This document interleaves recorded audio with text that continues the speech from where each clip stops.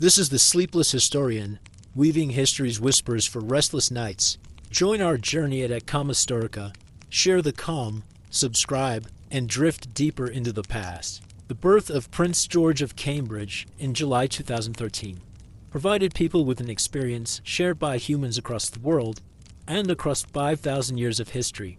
As soon as we were told his name, we knew we would see it and see his face for the rest of our lives. Prince George would be growing up in the public eye, and the world would watch and discuss him for generations to come. Although for most of us, our careers and futures are mysteries from birth, that's not true of a crown prince. His path is laid out for him. He will be king. He'll be watched and analyzed, and sometimes applauded and sometimes scorned throughout his life.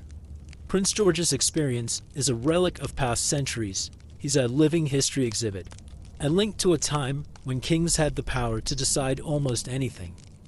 A new prince in line for the throne provided a promise of continuity, even if the royal family was unpopular. No other child was so scrutinized. The same will most certainly be true for Prince George, even though British royalty no longer has the power to decide things for the country. I remember once seeing the royal family go by in a car in the Lord Mayor's show. That's an annual parade in London. I'm being quite sure that Prince Andrew waved at me, though of course he didn't. Even people who don't approve of the royal family promptly remember any encounters with them. Of course, royals aren't the only ones to get this treatment in the modern world. The media feeds a widespread obsession with celebrities, and even with their babies. Fortunately, those children are in the public eye only so long as their famous parents continue to shine. The spotlight moves quickly. In contrast, the experience of being born as the inevitable heir to the throne is impervious to the fleeting fashions of celebrity. A royal heir can't help but live out his or her life in the public gaze. This has been true ever since kingship was invented. Many countries around the world now have democracies, of course, and other forms of government that are not monarchies. But kings and a few queens remain on the throne in some places. Why do we have them? Why is it that through most of human history, the most obvious form of government was for one man to decide almost everything for thousands or even millions of people? How could that one person possibly convince an entire population of his right to rule over them? And how could he convince them that his son, simply by the fact of being born into his family, had that same right? The first kings on earth ruled in the ancient Near East, in Mesopotamia or Egypt. It's hard to tell which, because both happened around the same time. If Egypt had the first kings, then perhaps the Mesopotamians borrowed the idea. After all, they were in touch with Egypt in the period immediately before the first kings, during the Uruk era, from about 3800 BCE to 3100 BCE. Or perhaps the influence went the other way.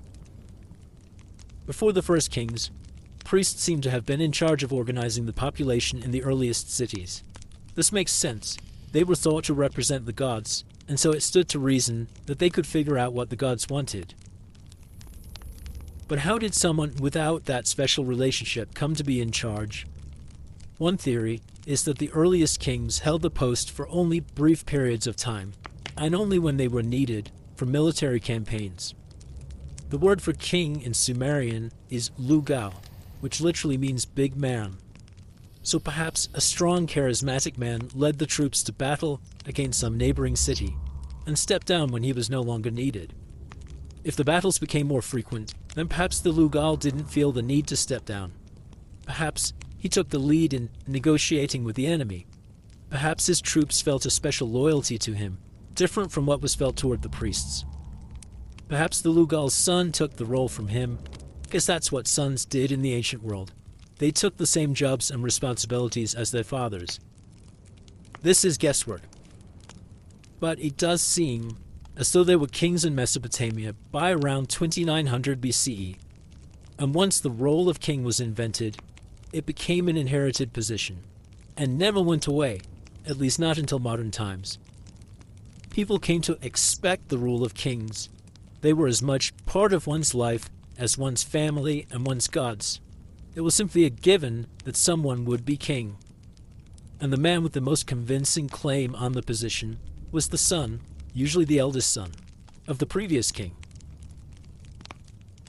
The time of Mesopotamia's earliest kings is known as the early dynastic period.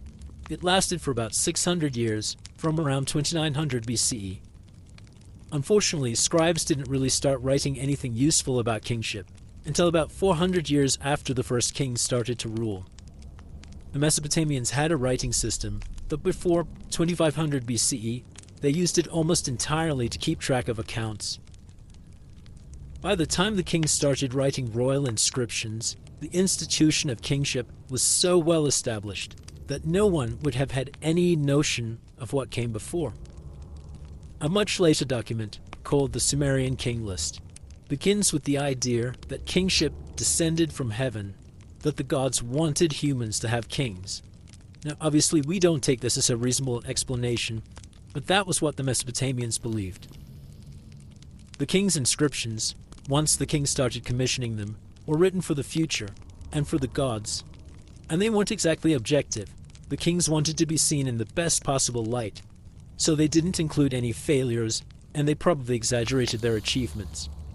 But what we learn from these inscriptions is the kings had a great many responsibilities, and therefore they must have spent many years training to prepare for the throne. That training didn't include what we would think of as schooling, though. Kings were usually illiterate, because the royal heir had more important things to master than reading and writing. By the end of the early dynastic period, the king's duties would have included planning and leading military campaigns, levying taxes, identifying the best men to serve as officials, but keeping them from gaining too much power, performing rituals to appease the gods, inspiring and controlling their subordinates, commissioning statues of themselves, planning and implementing building programs, forging alliances with neighboring states, choosing the ideal wife who had the most strategically useful father, and making good marriage alliances for their daughters. It was a lot to learn. Monarchs in all eras have shared one additional concern: maintaining a relationship with their subjects, one that provides the best odds that they will be able to stay on the throne. In the modern world, this mostly entails being popular. Most modern royal families are expensive. Unless they're loved, and unless their continued existence as an institution makes economic sense, bringing in tourists, for example, the tide could quickly turn against them. So they show up day after day to cut ribbons, open hospitals, and shake the hands of local heroes. Commoners who are present for these fleeting moments, or most such commoners anyway, relish being in the royal presence. They snap pictures with their smartphones and giddily share their experience with everyone they know through social media. Television, newspapers, magazines, and websites add to the constant stream of information about the royal family. They're omnipresent. In the ancient Near East, the relationship between ruler and ruled was more complicated. It's true that there were no Republican stirrings. No one doubted that there should be kings. The tension they experienced was between accepting the rule of one particular monarch and supporting someone who wanted to overthrow him. The reigning king had to maintain a relationship with his subjects that discouraged rebellion and made any usurper seem less attractive. But the king couldn't do this only by being popular and visible. There were no ancient equivalents of photo opportunities or souvenir plates or guided tours through the palace. The king had only two choices, really. He could terrify his people into submission, or he could win them over by providing for them and protecting them, and convincing them that he was on their side. Either way, whether he was feared or loved, or a bit of both, a king had a two-way relationship with his subjects. They had to provide for him, just as he provided for them. They had to pay their taxes, and they were required to show up, not just for military service, but also for what's known as corvée labor duty, a sort of national service work, done by free men when canals needed to be dug or maintained, or buildings needed to be constructed. The subjects had to follow the king's directives and obey his orders, as well as those of his officials. One way that kings achieved this was to tell people that the gods had chosen the king for the role, and the gods would punish people who didn't follow the king. This wasn't just propaganda. It's clear that all the kings believed this deeply. Why would they have been born into the royal family if the gods hadn't wanted them to rule? Besides, various omens, signs from the gods, always supported the choice of the royal son as heir. And if someone who was not from the royal family did manage to usurp the throne, his very success was evidence of the gods' support.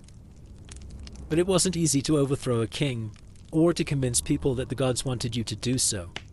Most royal families were able to pass the throne from father to son.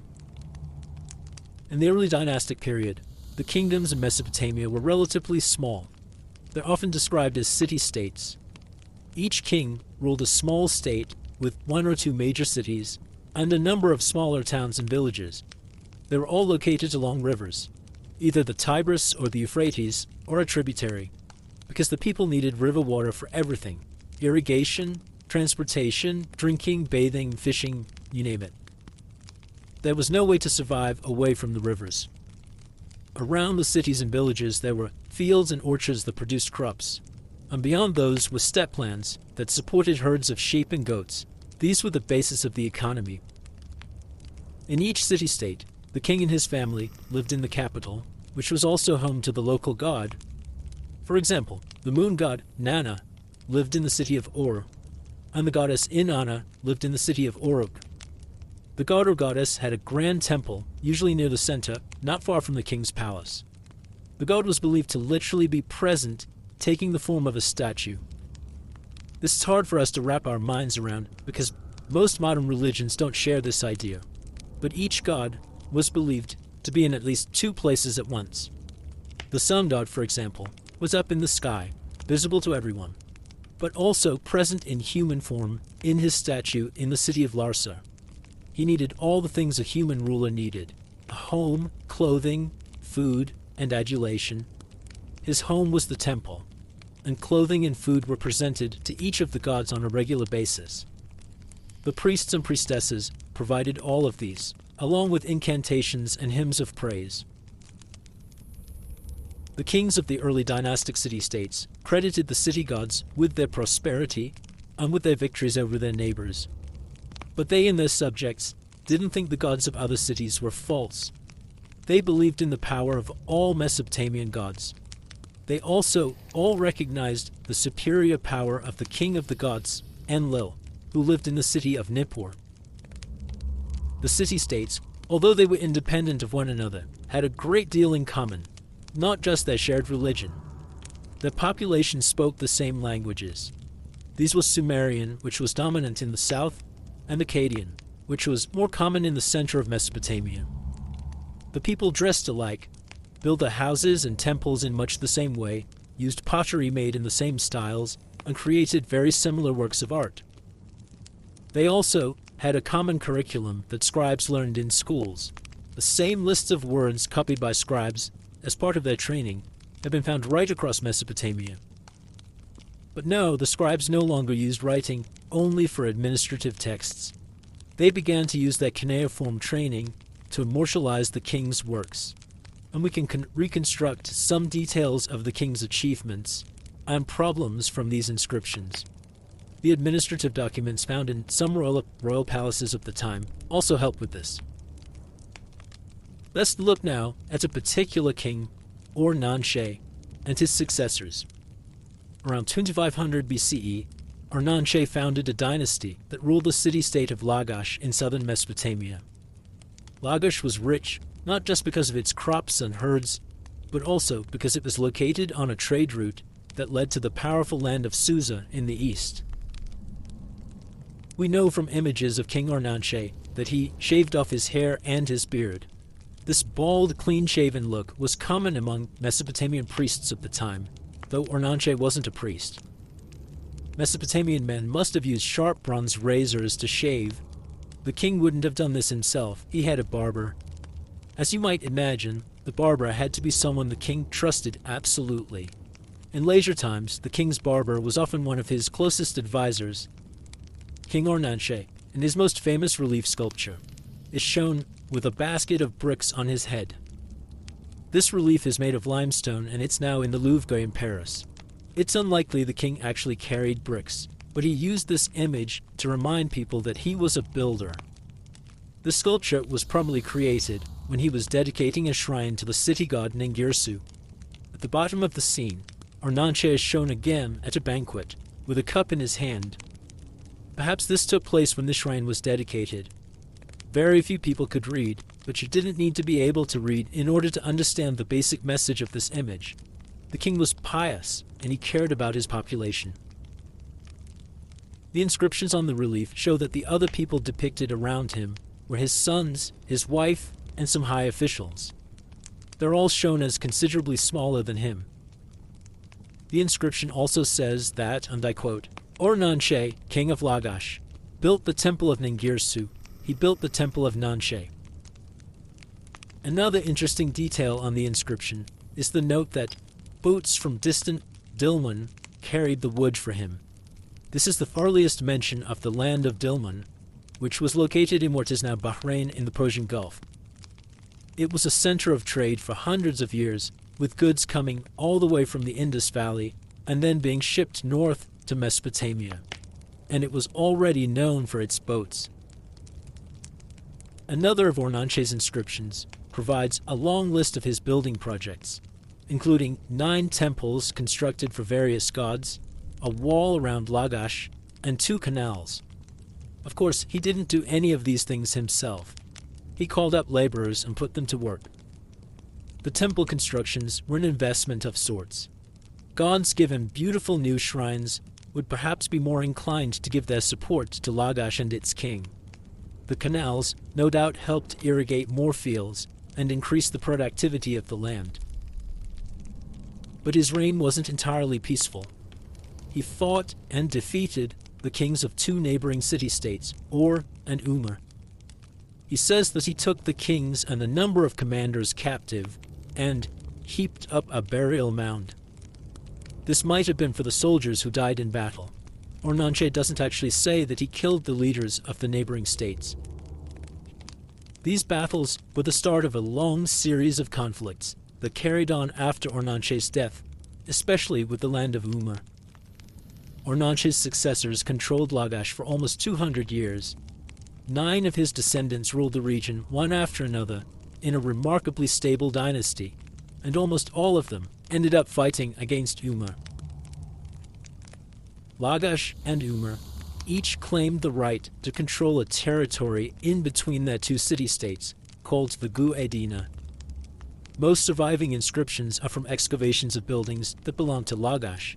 So, as a result, we have a rather one-sided story about this dispute. No doubt the kings of Umar felt equally righteous about their cause and felt their god supported them and wanted them to control the Gu-Edina.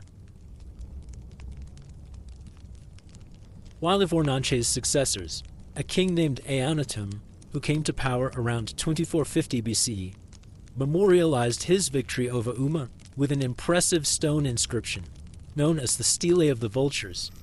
It's largely broken, but we can still make out some of the main features.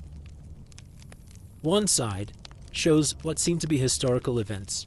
At the top, the king is leading his troops into battle on foot. The soldiers are equipped with identical pikes, shields, and helmets, and they're lined up in a phalanx formation with their shields protecting them.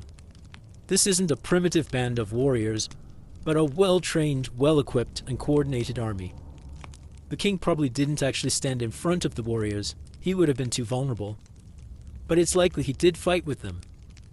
In the second register, the victory seems to have been achieved, and the soldiers might be marching in a victory parade with Eannatum in a chariot as their leader.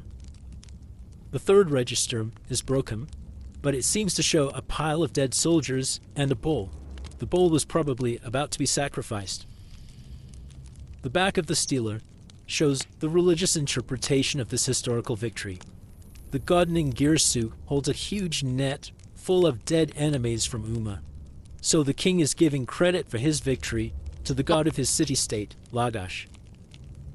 The text of the inscription is even more interesting. It gives a historical account of past conflicts with Umar, along with details of the recent battle, Eannatum's victory. The border between Umar and Lagash was re-established as a result of this war, and the Guadina region was once again inside the borders of Lagash. Eannatum didn't kill the king of Umma. Instead, he forced him to swear an oath. The religious object in front of which this oath was sworn was the battle net of Enlil. Enlil was a greater god than either the city god of Umar or the city god of Lagash, a fact that both kings would have acknowledged.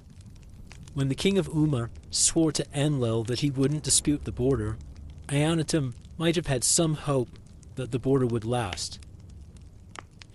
This idea of calling on an impartial god to oversee a treaty was important.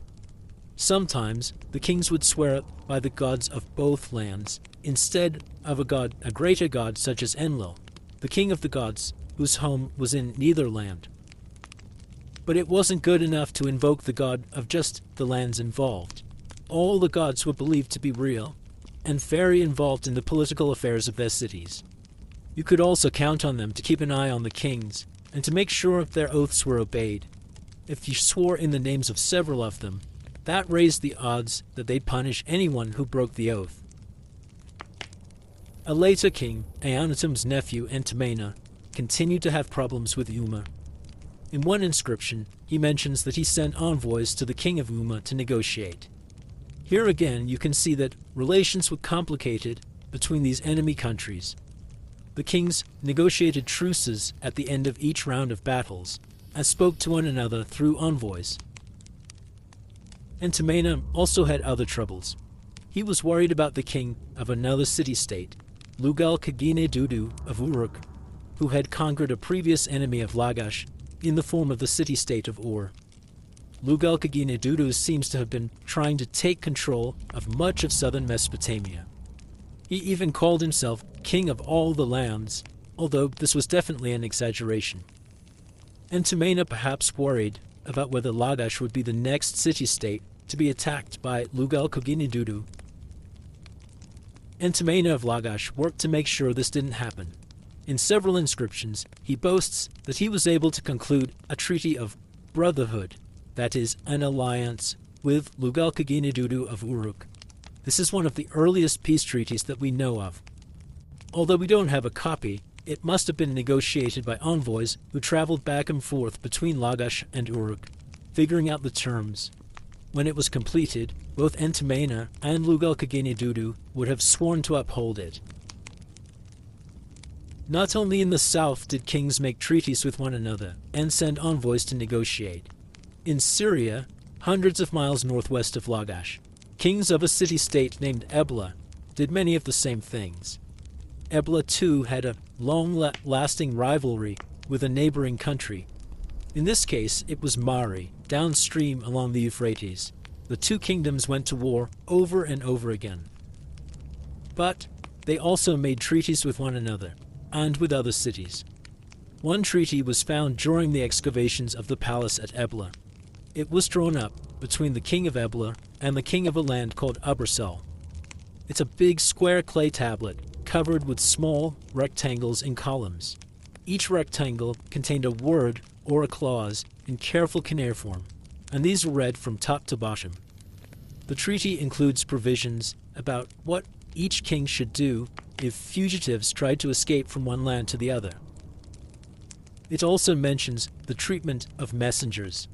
For example, it specifies that for 10 days after arriving in a foreign land, messengers would be expected to live on their own rations, and after that, they'd be given food by the king whose court they were visiting. Presumably, this would happen if they were waiting for the king to compose a letter in reply to their own king. So it makes sense that he would have to provide for them while they waited. A later founded Ebla gives a little more information about this. It was from a steward of the king of Ebla to his counterpart in a distant land called Hamazi. The steward notes that he and his correspondent were brothers, equals, as were their respective kings. The man sending the letter asks the steward of Hamazi to send a number of donkeys, and writes that in exchange he would send 2 wagons and 10 ropes. This, he said, was how brothers were supposed to behave. What is appropriate to brothers, whatever desire you express, I shall grant you. Whatever desire I express, you shall grant. Another piece of evidence for relations between city-states was that the kings of Ebla sent their daughters to marry other kings.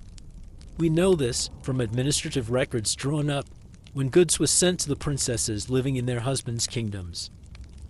So, as soon as the Mesopotamians had kings, and as those kings started engaging in organized wars against one another, they also created a formal way of engaging in diplomacy. People always assume that diplomacy was a late development, when in fact we have evidence for it at the same era as the early texts that provide the first written evidence for organized warfare. Early diplomacy had 5 specific components. The first was the regular exchange of messengers. The second was the agreement to abide by treaties that governed relations between the city-states, including treatment of the messengers. The third was the exchange of letters between the kingdoms. These were carried by the messengers. The fourth was giving luxury goods to one another, in the form of gifts that the messengers brought almost every time they went to a foreign court. These gifts could be in answer to specific requests. And the fifth was the tradition of marrying an ally's daughter, or of a king sending his own daughter to marry an ally or vassal. These 5 conventions helped create orderly international relations for more than 1,000 years.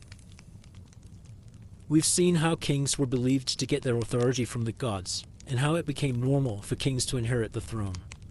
We've also seen that the early kings portrayed themselves both as warriors and as protectors of their subjects. But these early kings had a relatively limited amount of power because their kingdoms were small. Some later Mesopotamian kings would use these same ideas about legitimacy and power to rule over much larger kingdoms, and eventually empires.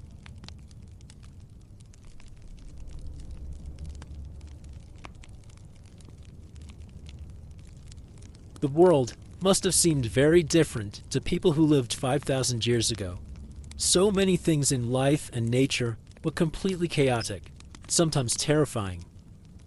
Imagine a person could suddenly lose a loved one to a crippling disease or an infection that seemed to have no reason or explanation.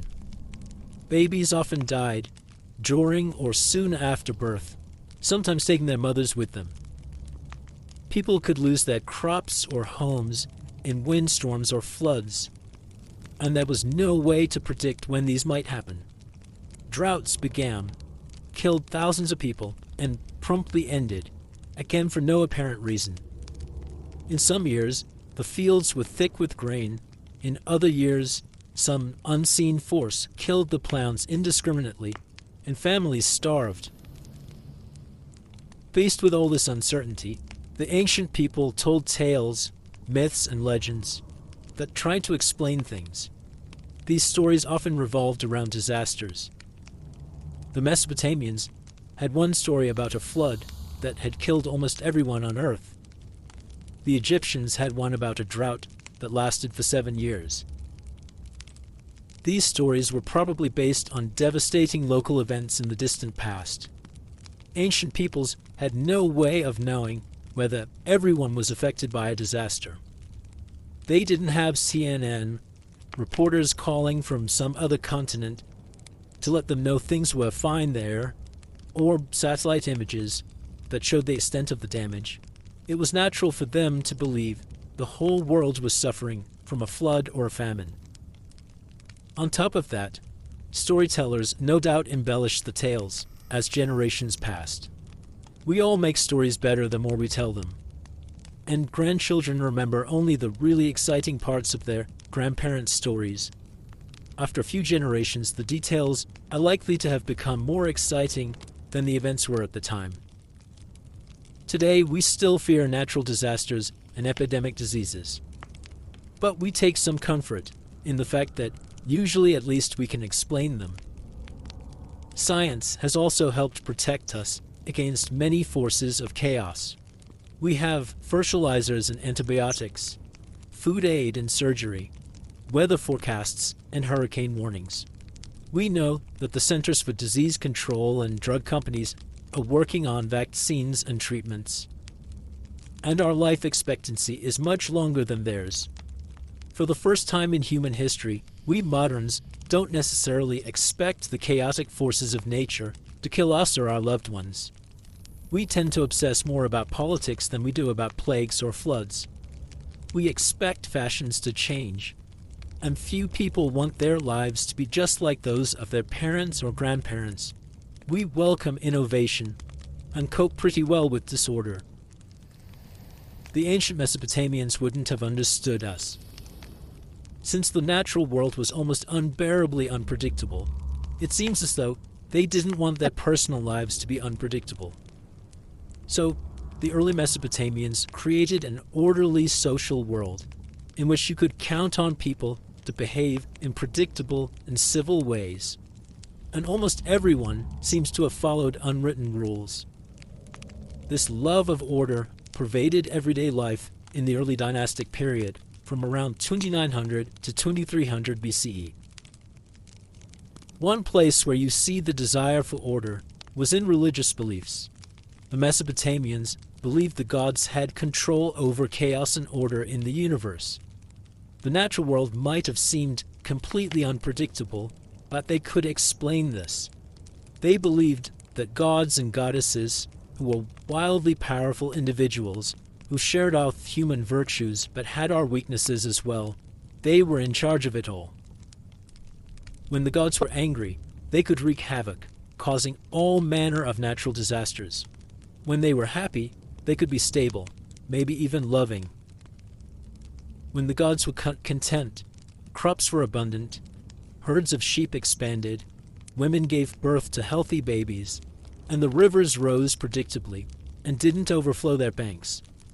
So it was up to human beings to try to keep the gods happy. Being like humans, but on a much bigger scale in every way, the gods needed houses, food, drink, and gifts. Yet there were no guarantees. According to the Mesopotamian flood story, the king of the gods, whose name was Enlil, decided to wipe out human beings because they were just too noisy and he couldn't sleep. He wasn't successful. Another god, Enki, saved humankind by telling a man to build a boat to escape the flood with his family. You couldn't count on the gods to be predictable. The gods and goddesses looked like humans and were members of families. The families provided structure and companionship just as they do for people. But the gods also fought and squabbled, just like family members. Enlil, as king and father of the other gods, commanded respect, at least most of the time. But sometimes his divine children got rebellious and had to be reined in. One Mesopotamian creation myth tells of a time before humans had been created, when the gods rebelled against Enlil because they had to work too hard to produce their food. They were going to overthrow him in his palace. A wise god came up with a solution. The gods should create humans to take over all their hard work. Humans could feed all the gods with their farming and cooking. So the Mesopotamians saw their relationship to the gods in a unique way. Their sole reason for being on Earth, the reason for the creation of the human species, was to provide for the gods. All the chaotic things that the world could unleash, the floods and plagues and earthquakes and storms, those were proof of the power of the gods. The people were just insignificant servants tossed about by their immortal and fickle masters. But there was hope for everyone, because the gods, like humans, preferred order to chaos. One of the Mesopotamians' firmly held beliefs was that cosmic order was written on a document, a clay tablet, of course, in the realm of the gods. It was known as the Tablet of Destinies. People believed that it existed, even though it didn't. On this fabled tablet, presumably written in cuneiform, were written different aspects of cosmic order, which they called the May. So long as a wise god like Enlil controlled the Tablet of Destinies, all was well with the world. On the other hand, All hell broke loose when the tablet ended up in the hands of an evil deity. Several myths describe how the good gods would get it back. The Mesopotamians just longed for structure and predictability in their lives, and prayed that the tablet would stay safely in the hands of the father of the divine family. The Mesopotamian religion wasn't congregational and it wasn't dogmatic. People didn't gather together to worship the way that believers in religions do today. They didn't expect to get spiritual guidance in a temple, and religious leaders didn't preach. Normal people worshiped the gods privately, in their houses, or in small neighborhood shrines. Families were devoted to particular gods, and each individual believed that he or she had a personal god and goddess to watch over them. If you were having a spell of good luck, it meant your personal god and goddess were taking good care of you. If not, perhaps they'd abandoned you. Various incantations, which were like spells, could be recited to help bring back the gods. So, Mesopotamians didn't go to big city temples to pray. A temple was the residence of a god. And where the god actually lived, that is, the sanctuary in the heart of the temple, where his or her statue was located, was as private as the house of a king, off limits to almost everyone, except for the high priests and priestesses. One thing many people did do in a temple was to work. By the early dynastic period, the temples to the great gods had turned into economic powerhouses. They owned vast estates, with fields and orchards and herds of sheep and goats. The priests hired hundreds of workers to farm the land and herd the animals.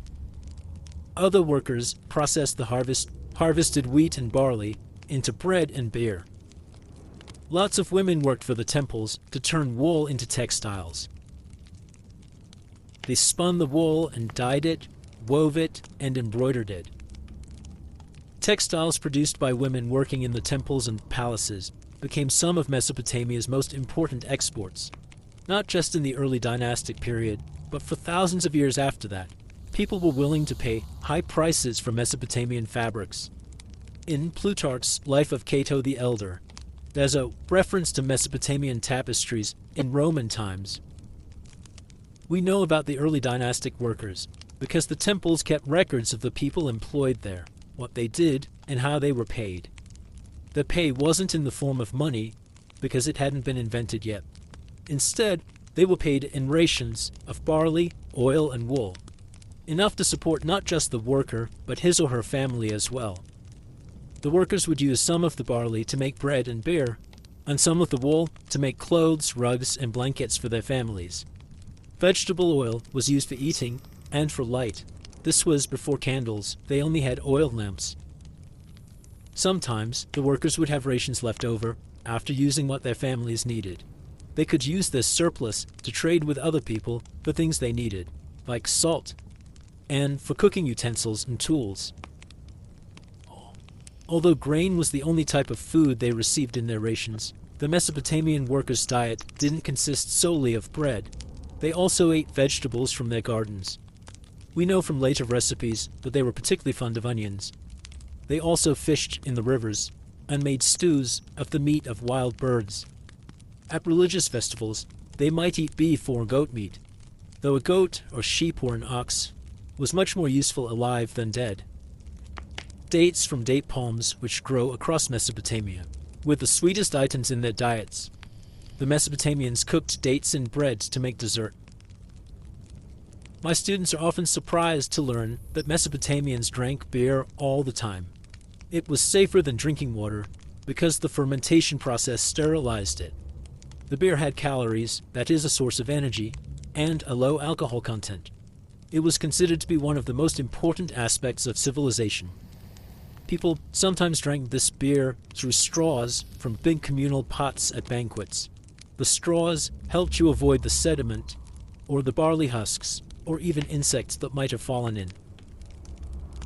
An early dynastic temple that's been excavated at the ancient city of Lagash in modern-day Iraq had a whole area for brewing beer. There was a courtyard with ovens. One of them was 15 feet in diameter, and it filled a whole room.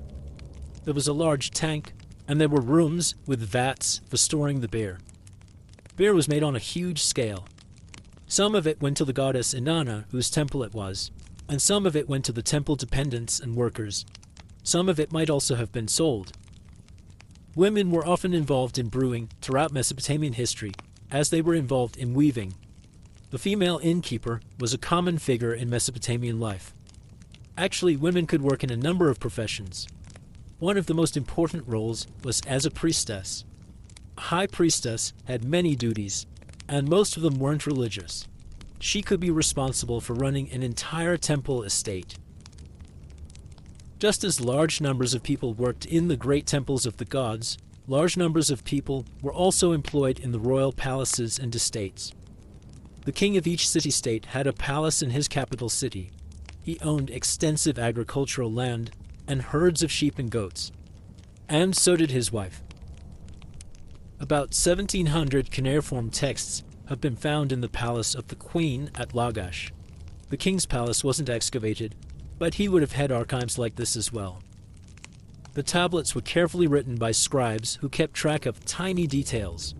Hundreds of tablets listed parcels of land that had been awarded to people who were dependents of the queen's palace. Some of these were important officials, professionals and skilled artisans, military and cult personnel. The land they received was probably provided instead of the rations that came to workers of lower ranks. So in many cities, quite a large number of citizens worked for the main temples and the palace. They were paid and their wages were recorded. And mostly, it seems to have all gone quite smoothly. Sometimes, though, wars between the cities broke out, and men were called up to fight. There was no standing army at this time, so battles were fought during the months between harvest and planting, when farmers could leave their fields to fight. War was common during most eras of Mesopotamian history, pitting one city or one kingdom against another. The palaces drew up lists of men recruited for military service. Sometimes these were lists of whole towns.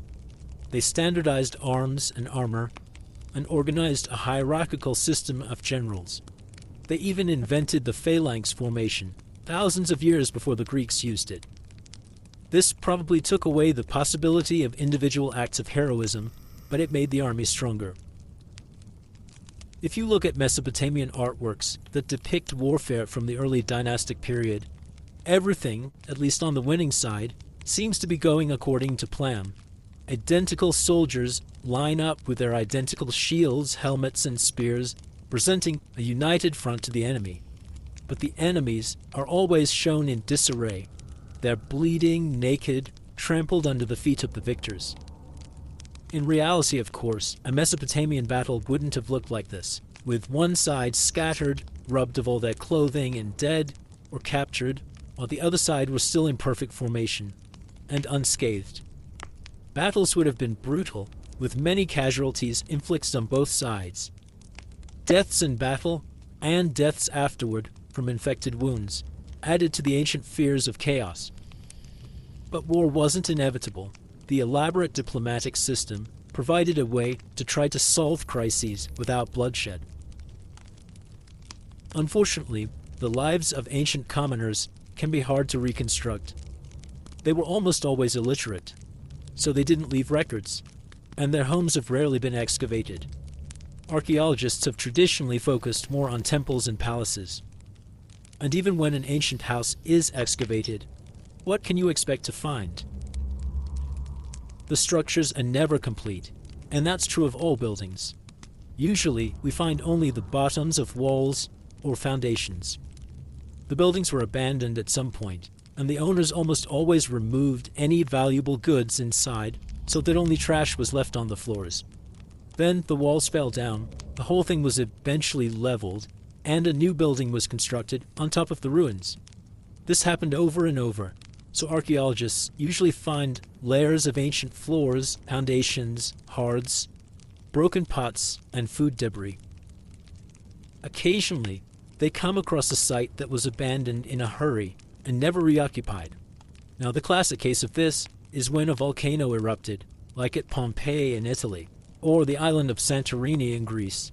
The ash preserved even fragile items, and was too thick for people to recover their possessions later.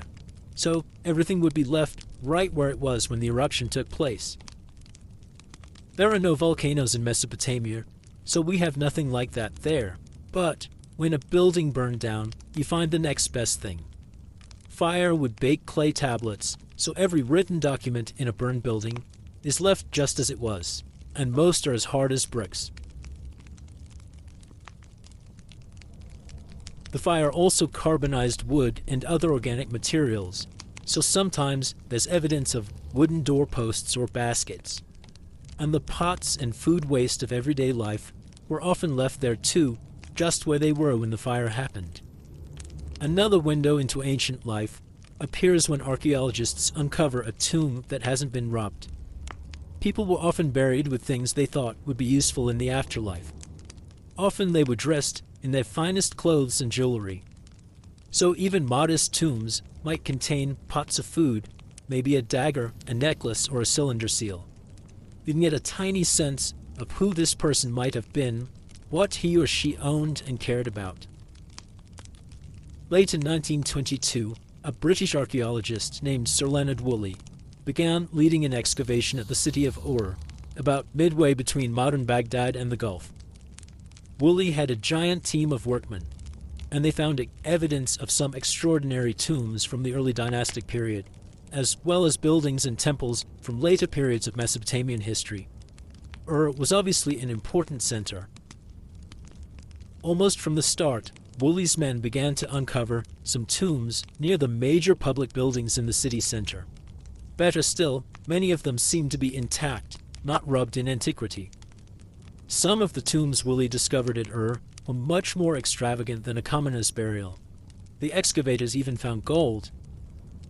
Right away, Woolley knew this was going to be an important find.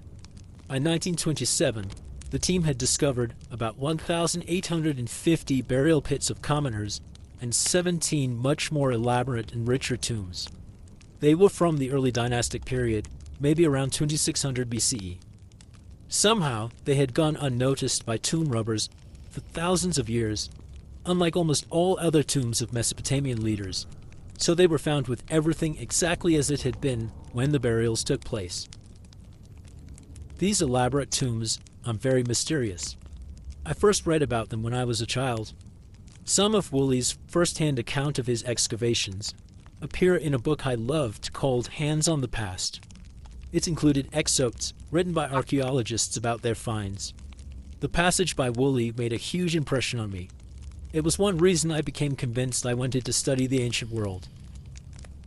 According to Woolley, some of the tombs weren't just for one person. Here's some of what he wrote. The floor of the death pit was covered with bodies in ordered rows. 6 men on the entrance side and 68 women in court dress. Red coats with beaded cuffs and shell-ring belts. Headdresses of gold or silver. Great lunate earrings and multiple necklaces of blue and gold. Amongst them was one girl who was not wearing her silver hair ribbon. It was in her pocket, tightly coiled up like a rounded tape, as if she had been late for the funeral and had not had time to put it on. What in the world was going on here? These attendants in what Woolley called the death pit had either killed themselves or been killed to be buried with the main person in the tomb. There were 17 of these royal tombs, as Woolley called them. Each one, he wrote, was the resting place of a semi-divine ruler. Now, we can't be sure who these rich people were or why they were accompanied in death by dozens of attendants. Only one of them has a name we know, a woman named Puabi, whose burial was one of the most extravagant. She was found with a cylinder seal that she would have used in place of a signature. On it was inscribed her name and her title, Nin. Nin can mean queen in the Sumerian language, but it also has the more general meaning of lady. Although it's possible Puabi was a queen, she might have been a priestess instead. There are so many unknowns. Who were the people who died to join their leader in the afterlife? Were they courtiers, commoners, family members of the dead man or woman, or maybe slaves? They were all around the same age, younger than 30, which suggests that they didn't represent a cross-section of palace employees. Were their deaths a sign of incredible devotion to the dead leaders, or did they have no choice? If their presence was voluntary, who convinced them to die? Did they all take poison at once? This was what Woolley believed. But recent scans of their skulls show that some of them were hit in the head. Did people really just stand there in the tomb, waiting to be the next one to be bashed in the head and killed? There was no evidence of a fight, and no evidence of people being restrained or forced to stay. So, did the attendants take poison first, and then, when they were unconscious, had their heads cracked? It would be fascinating to know. We might get a clearer sense of the relationship between the population and their leaders. For now, here's something of what we can reconstruct. After the death of the leader, a large pit was dug, and a one-room building was constructed at one end. Inside the building, the body of the leader was placed and surrounded with luxury goods. Outside the tomb building, the doomed attendants walked down a ramp into the pit, standing in orderly lines. In some cases, a wagon was backed down the ramp, accompanied by soldiers in helmets and armor. These attendants were all killed, after which the pit was covered up. The objects buried in the tomb would have been worth a fortune even back then. There were musical instruments, mostly lyres and harps, and chariots, armor and weapons, sculptures and bowls. Many objects were made from luxury materials that had been imported. There was gold from Egypt, silver from Anatolia, lapis lazuli, a blue stone from the Hindu Kush mountains, and carnelian from the Indus Valley. Long stone beads have been drilled right through using hand-turned drills. The precision is astounding.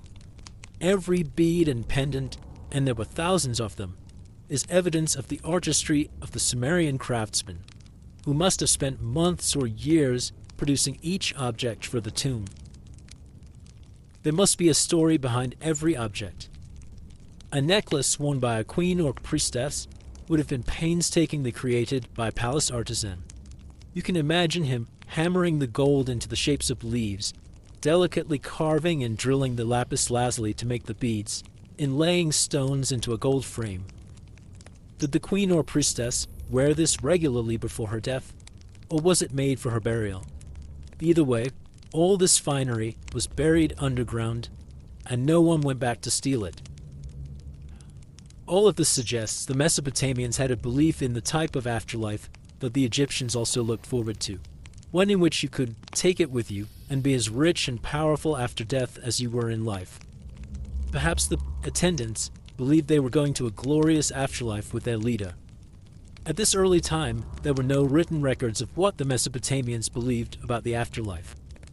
But it's interesting to note that later legends didn't make it out to be a pleasant place at all. Similar types of burials were also found in Egypt and later in China.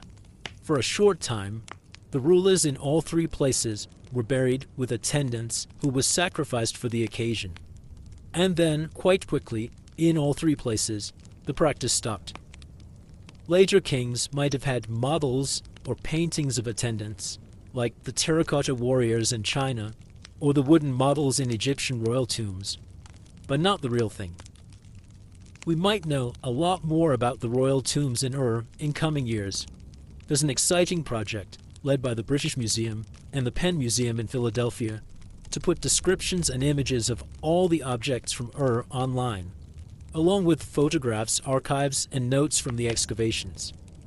People will have access to this data, and no doubt scholars will be able to make much better sense of the materials. The early dynastic period set a pattern for the civilization of Mesopotamia for thousands of years. The religion didn't change much after that. The idea that the king had power because he was chosen by the gods remained the main source of every king's legitimacy.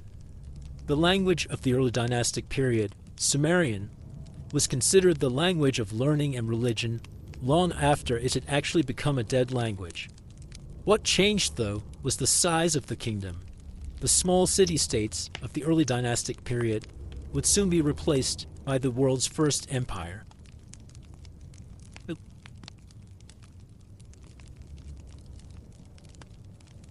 The ancient Mesopotamian king Lugal-Zaggisi of Umma, who came to the throne around 2350 BCE, was perhaps the most ambitious ruler the world had seen up to that time. At the time, the city-state of Umma had been feuding with the neighboring kingdom of Lagash for generations. These battles were boundary wars, fights over which kingdom had the right to control the fields between them. Lagash was usually victorious.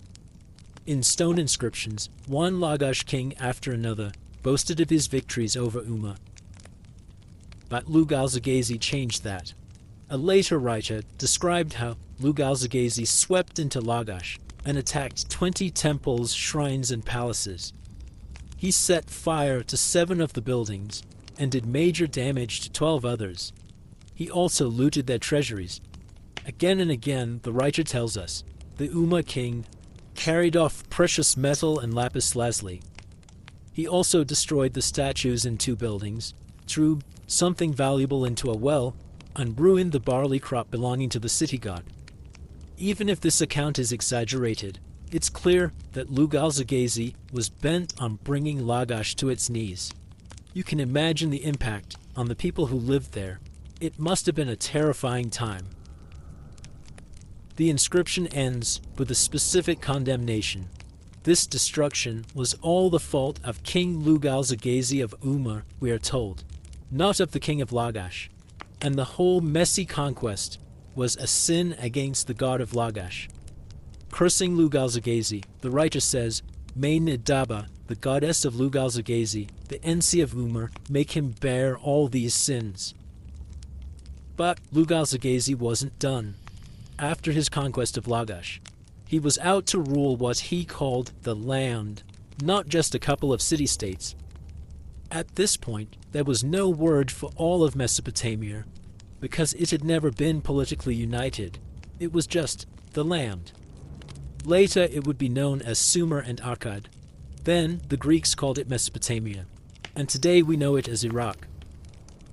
I should point out that in the minds of the people who lived in Sumer at this time, the world didn't extend far beyond the valley of the Euphrates and Tigris rivers. Instead, the Mesopotamians believed they lived at the center of the world. After all, the sun rose and set at what seemed to be equal distances from them, and that put them square in the middle. They knew there was a sea to the north, the Mediterranean. They called it the Upper Sea. They also were familiar with the Persian Gulf to the south. Just beyond Ur and Uruk, they called that the Lower Sea. Logically, they concluded there was a sea extending right around the land at the edge of the world. So it would be a monumental achievement if a king could rule from the Upper Sea to the Lower Sea. No one had done this before, or even attempted to. Until Lugal-Zaggisi, the only type of king who existed in Mesopotamia was the king of a city-state. Lugal-Zaggisi had bigger ideas. When he said he was king of the land, he was claiming to rule all the city-states.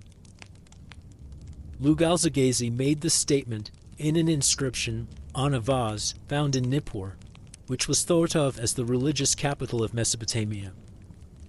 That was where the king of the gods Enlil had his home. In the inscription, Lugal-Zaggisi claims that Enlil, as the greatest god, had given him control of all the people, from the rising of the sun to the setting of the sun, and from the Lower Sea to the Upper Sea. Enlil gave him no rival, the inscription states. But the cities listed were all in southern Mesopotamia: Uruk, Ur, Larsa, Umma, Zabalam, and Deir. So perhaps this achievement was something short of ruling over all of what is now Iraq and Syria. Perhaps instead he unified all of southern Mesopotamia. Still, that would be no small feat.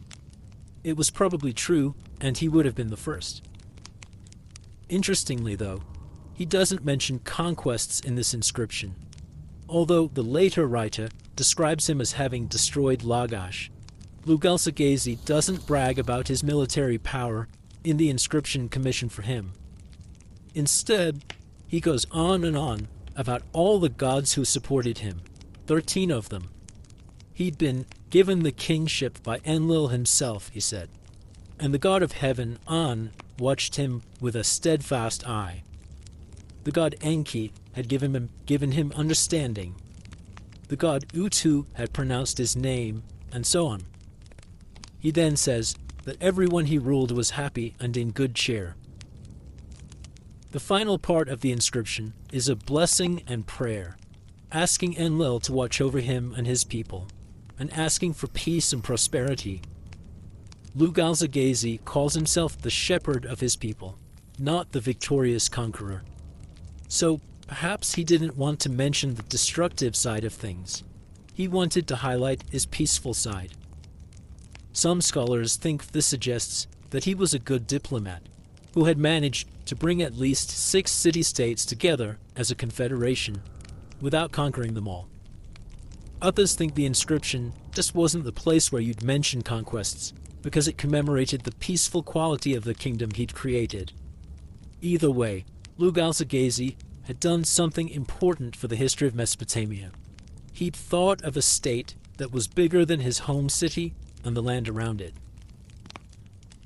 I should point out that the Mesopotamians weren't the first to have kings who united extensive areas of land under a single ruler. Egypt had been unified under a single king about 600 years earlier and had stayed unified. The Egyptians were on their 5th dynasty by the time of Lugal-Zaggisi. The Great Pyramids had been built.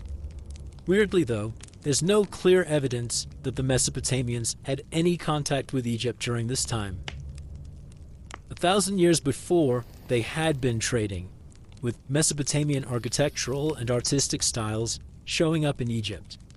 But in the early dynastic period, from around 2900 to 2300 BCE, nothing found to date shows that this relationship had continued. So, perhaps it was a coincidence that a few Mesopotamian kings, like Lugal-Zaggisi, started thinking about expanding their kingdoms and ruling over a bigger area. Who can't help but wonder, though, if Lugal-Zaggisi might have heard rumors about those powerful kings in Egypt. Wasn't that far away, and the Egyptians and Mesopotamians both got their building timber from Lebanon. So one might think that word could have spread, even if no concrete objects or textual references have been found to confirm contact. The Great Pyramids could hardly have gone unnoticed by any visitor to the Egyptian capital city, and you'd think that someone would have made it from the Nile to the Euphrates with a story about the immense power of the kings there. But for now, in the absence of evidence, we have to assume the 2 of the great world civilizations were living in happy ignorance of one another. Going back to Lugal-Zaggisi, the last known mention of him is very different from his impressive portrayal in the earlier inscriptions. An even more powerful king brought Lugal-Zaggisi's reign to an end. This was King Sargon. This royal inscription states, Sargon, king of Agade, solicitor of Ishtar, king of the universe, anointed priest of An, king of the land, governor of Enlil. He won in battle with Uruk. He conquered the city and tore down its walls.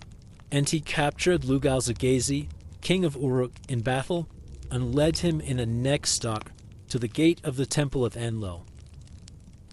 This was an ignominious end for Lugal-Zaggisi, to be brought in a neck stock as a prize of war, completely humiliated. Still, Lugal-Zaggisi had set a precedent by claiming to rule from the upper sea to the lower sea, even if he didn't actually achieve it. And he'd united a group of city-states under his rule. His successor seems to have been influenced by this. Perhaps he wanted to accomplish what Lugal-Zaggisi had only bragged about. So, who was this Sargon? Well, he says he was the king of Agade. This was a new city, somewhere to the north of Sumer, in the region where the Tigris and Euphrates flow closest together. Archaeologists haven't found the city of Agade yet.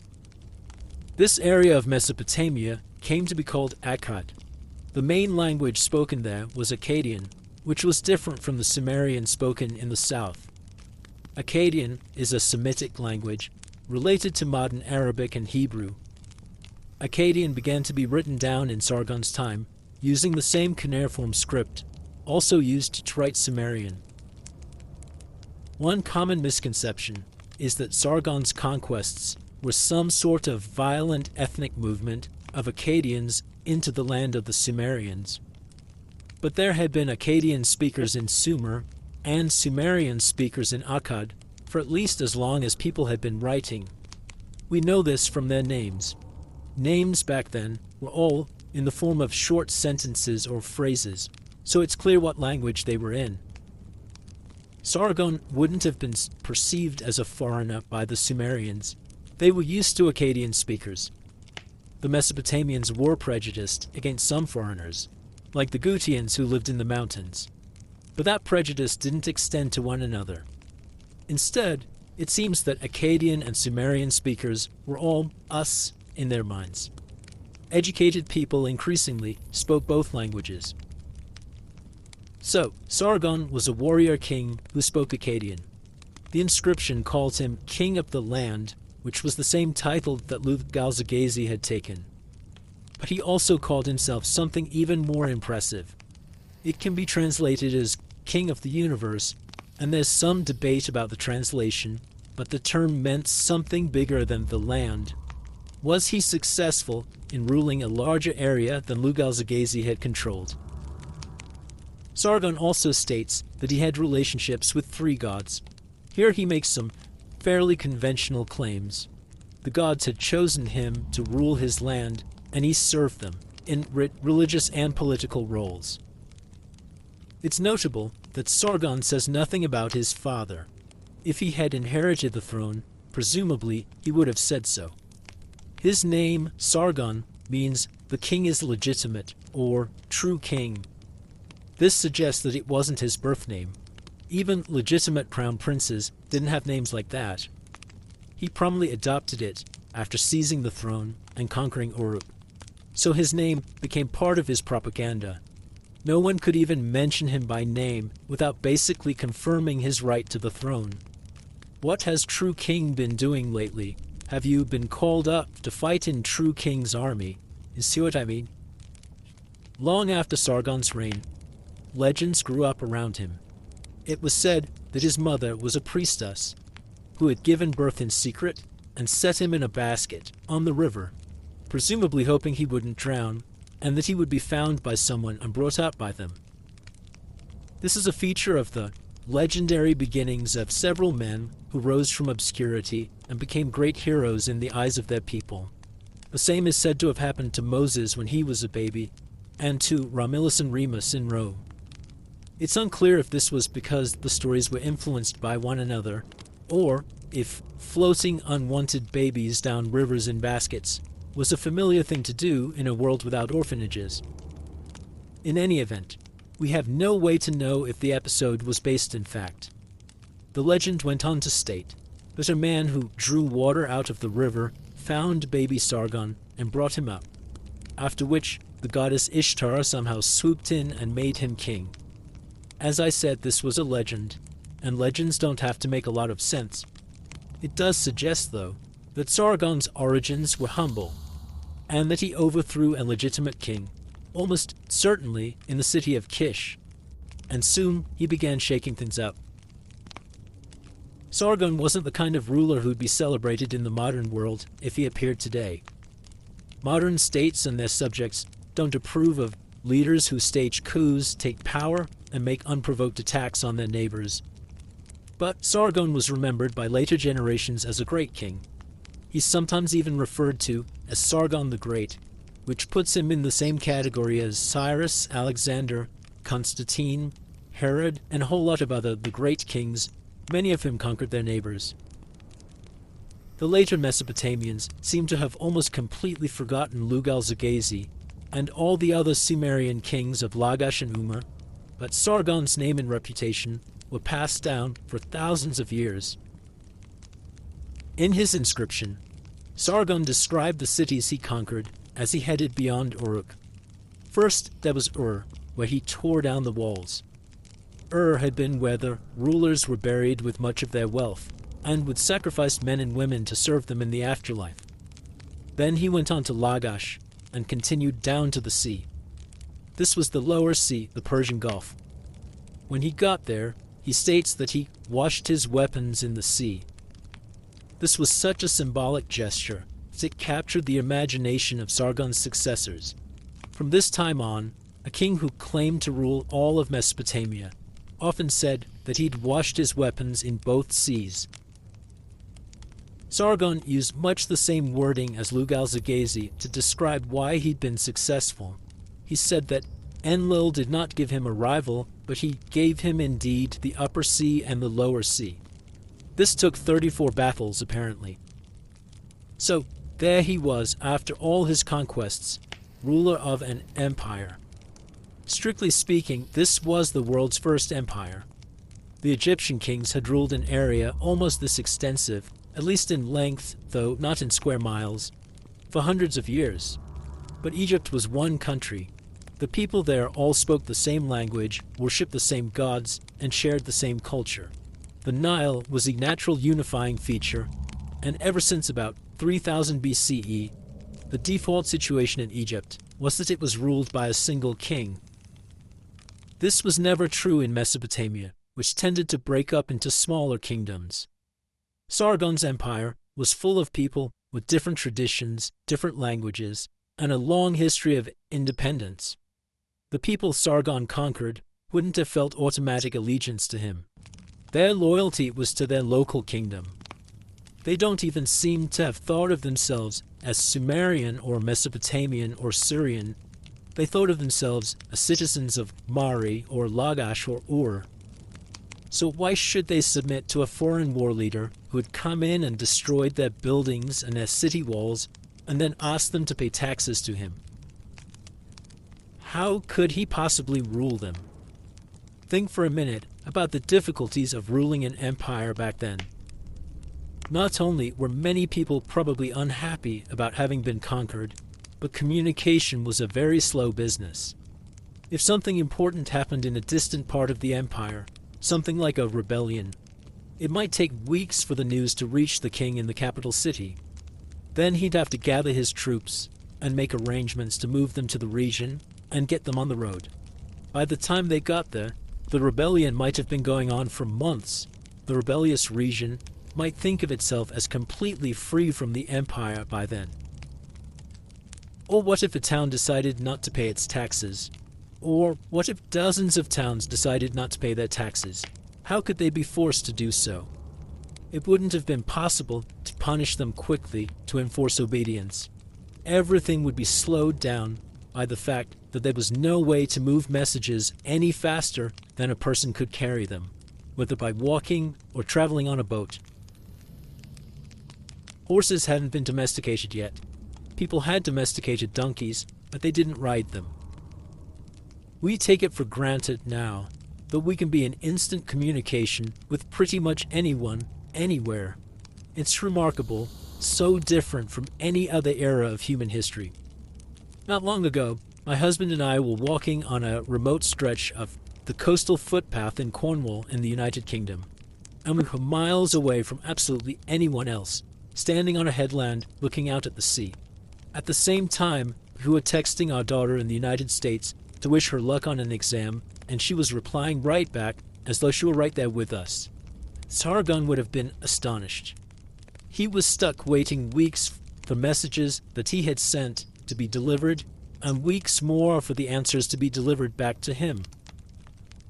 So he had to come up with some mechanisms to make this new system work, to ensure that he didn't spend his entire reign leading troops from one place to another, endlessly putting down rebellions.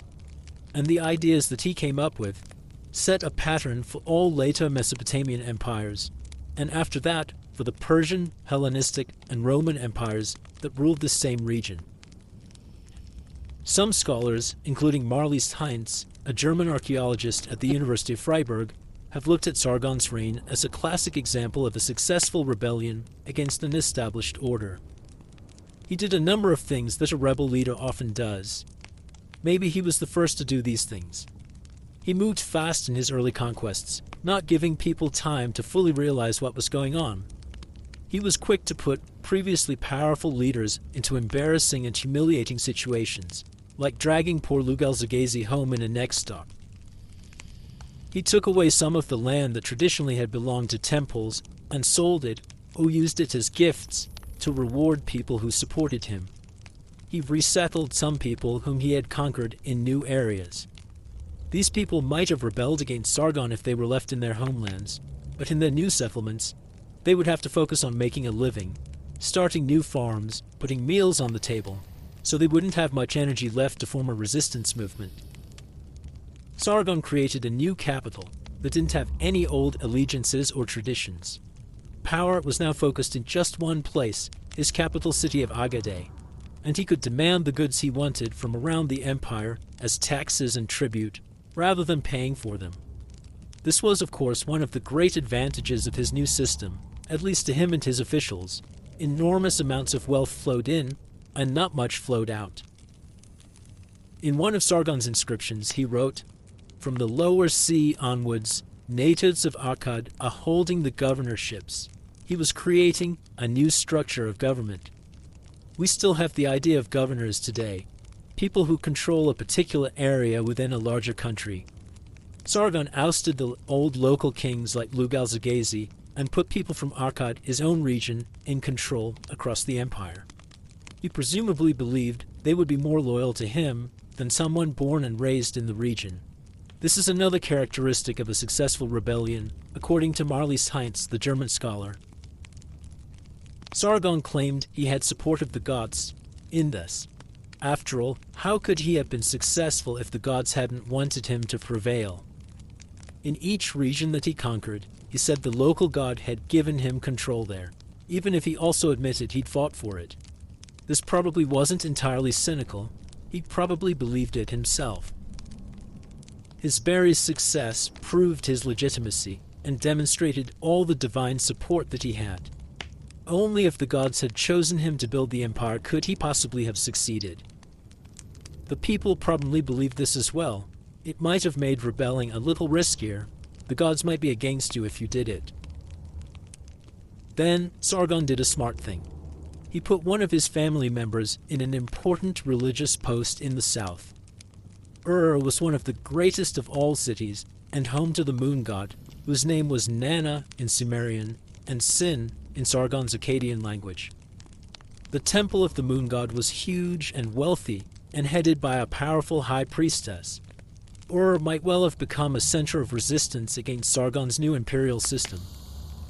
So, Sargon appointed his daughter to be the new high priestess of the moon god at Ur.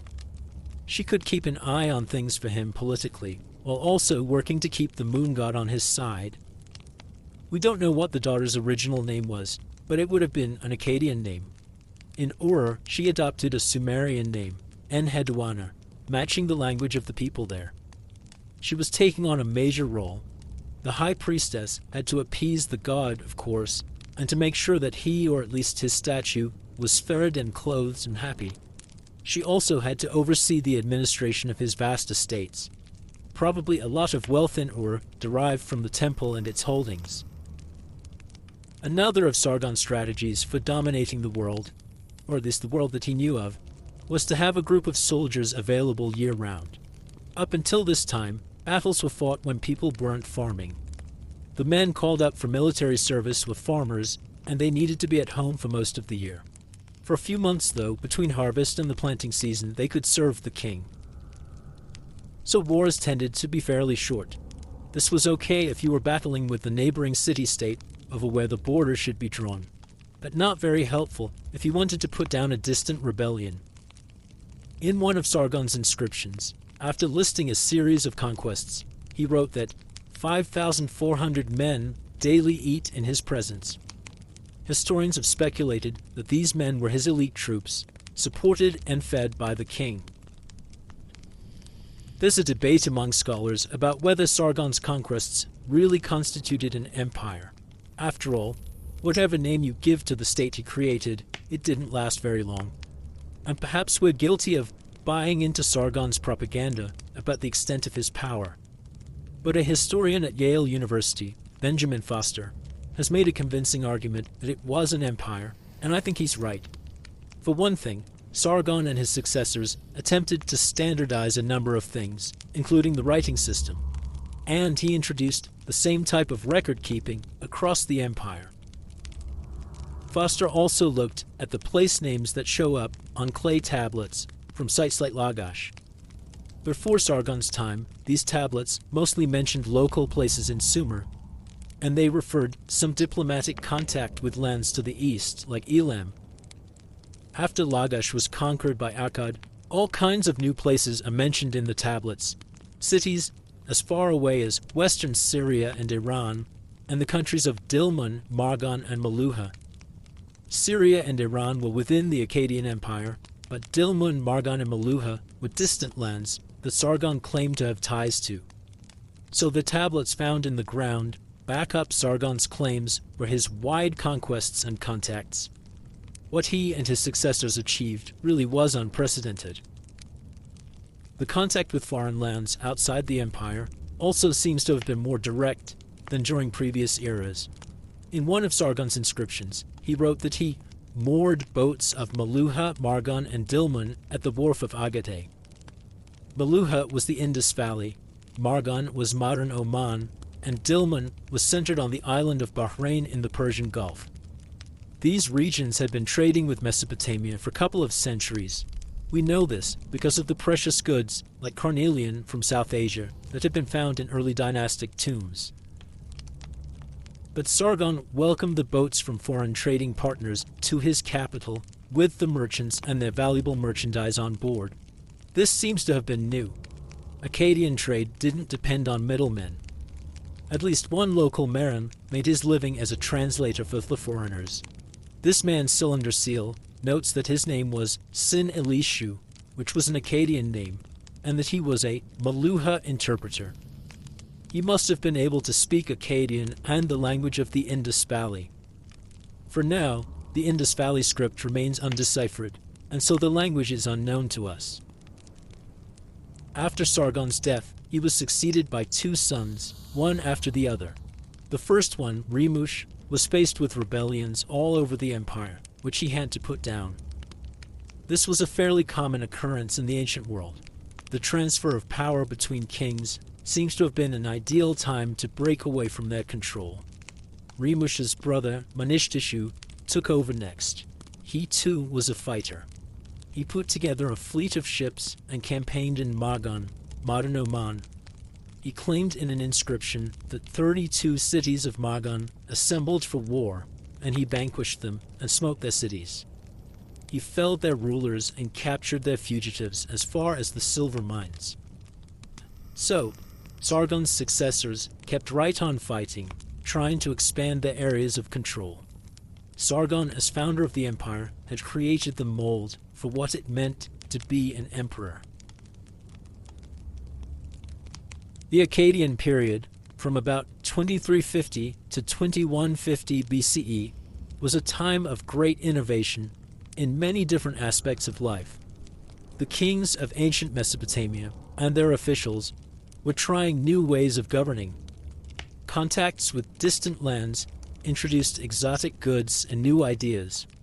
Artisans and craftsmen experimented with more naturalistic depictions of humans and the natural world. And authors wrote about the gods with new emotion and devotion. This was a classical period for the arts in Mesopotamia.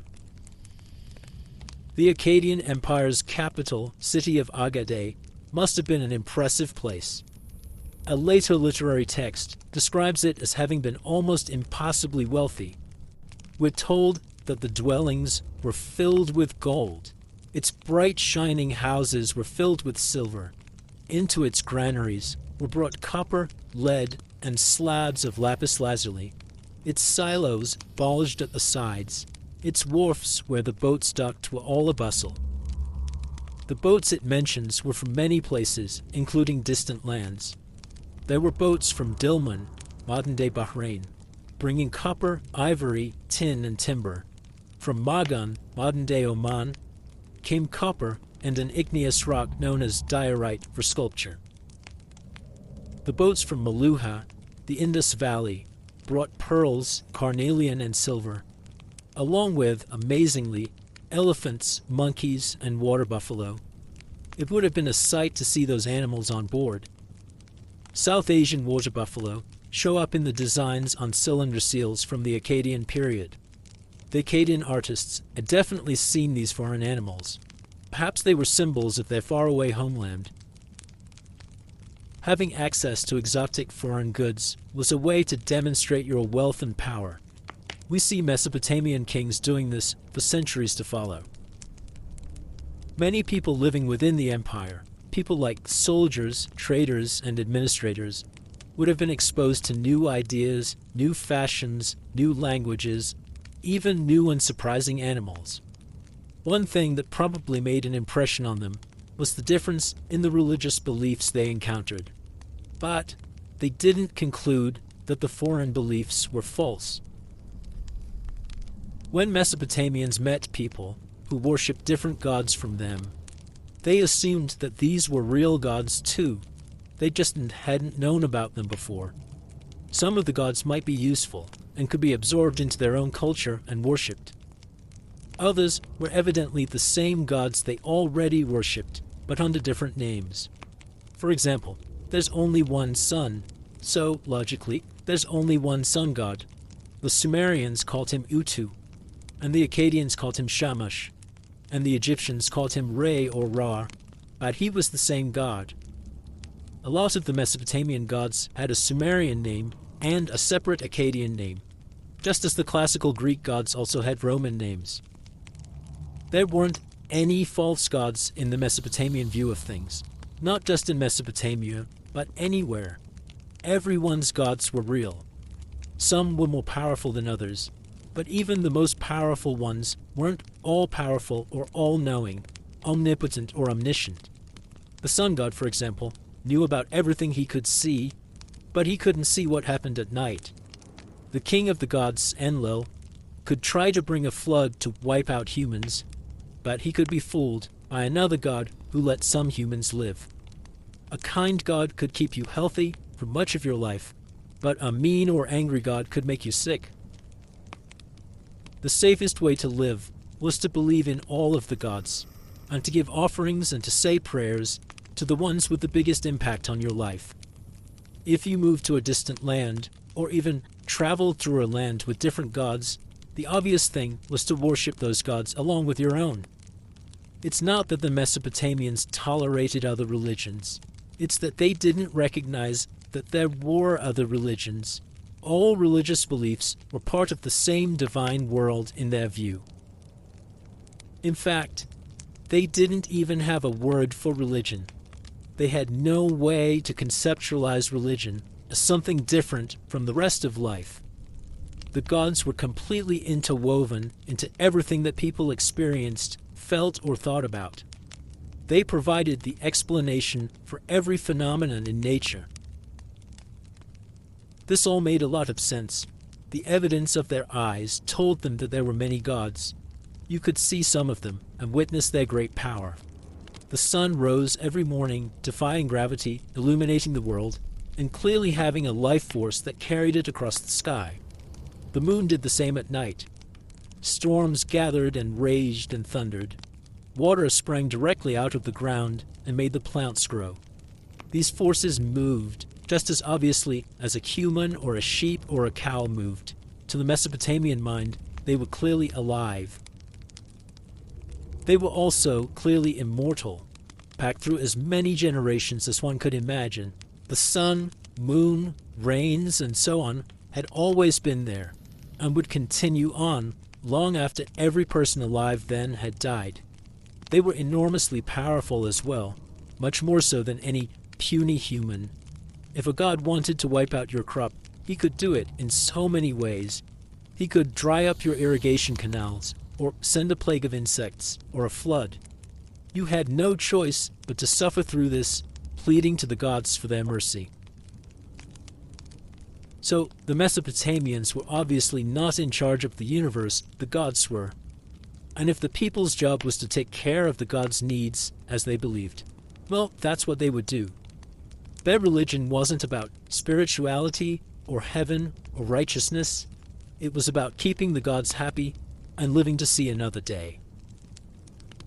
But this doesn't mean that the Mesopotamians were especially pessimistic or glum. They actually loved banquets and parties, and they had close friendships and loving families.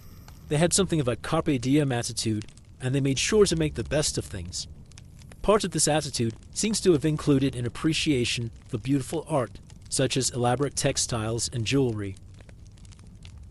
The quality of art and craftsmanship changed considerably during the time of the Akkadian Empire. Before Sargon's time, Sumerian art of the early dynastic period, around 2900 to 2350 BCE, was initially highly stylized. Stone statues were blocky and squat. The figures had large pointed noses and big staring eyes that were usually inlaid with dark stones. The male and female figures were shown dressed in skirts or cloaks of sheepskins that were carved from the stone in a geometric pattern of regular loops. Male figures were often shown bald and clean-shaven. Female figures often wore large hats. Relief sculptures of that early era had these same characteristics. The artists don't seem to have been aiming for naturalism. Instead, they had mastered a distinct style to represent the human form, and they used it widely. At least at the beginning of the era, the faces and bodies were all much the same, though they changed the figures' hairstyles and clothing. And the people probably didn't all have such enormous noses. That was just how artists portrayed them. Still, you couldn't tell from the art if someone was old or young, thin or fat, tall or short.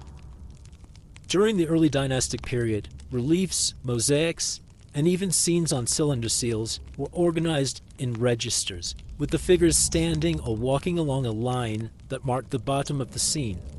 Here again, there seems to have been a standard formula for portraying offering givers, soldiers, and so on.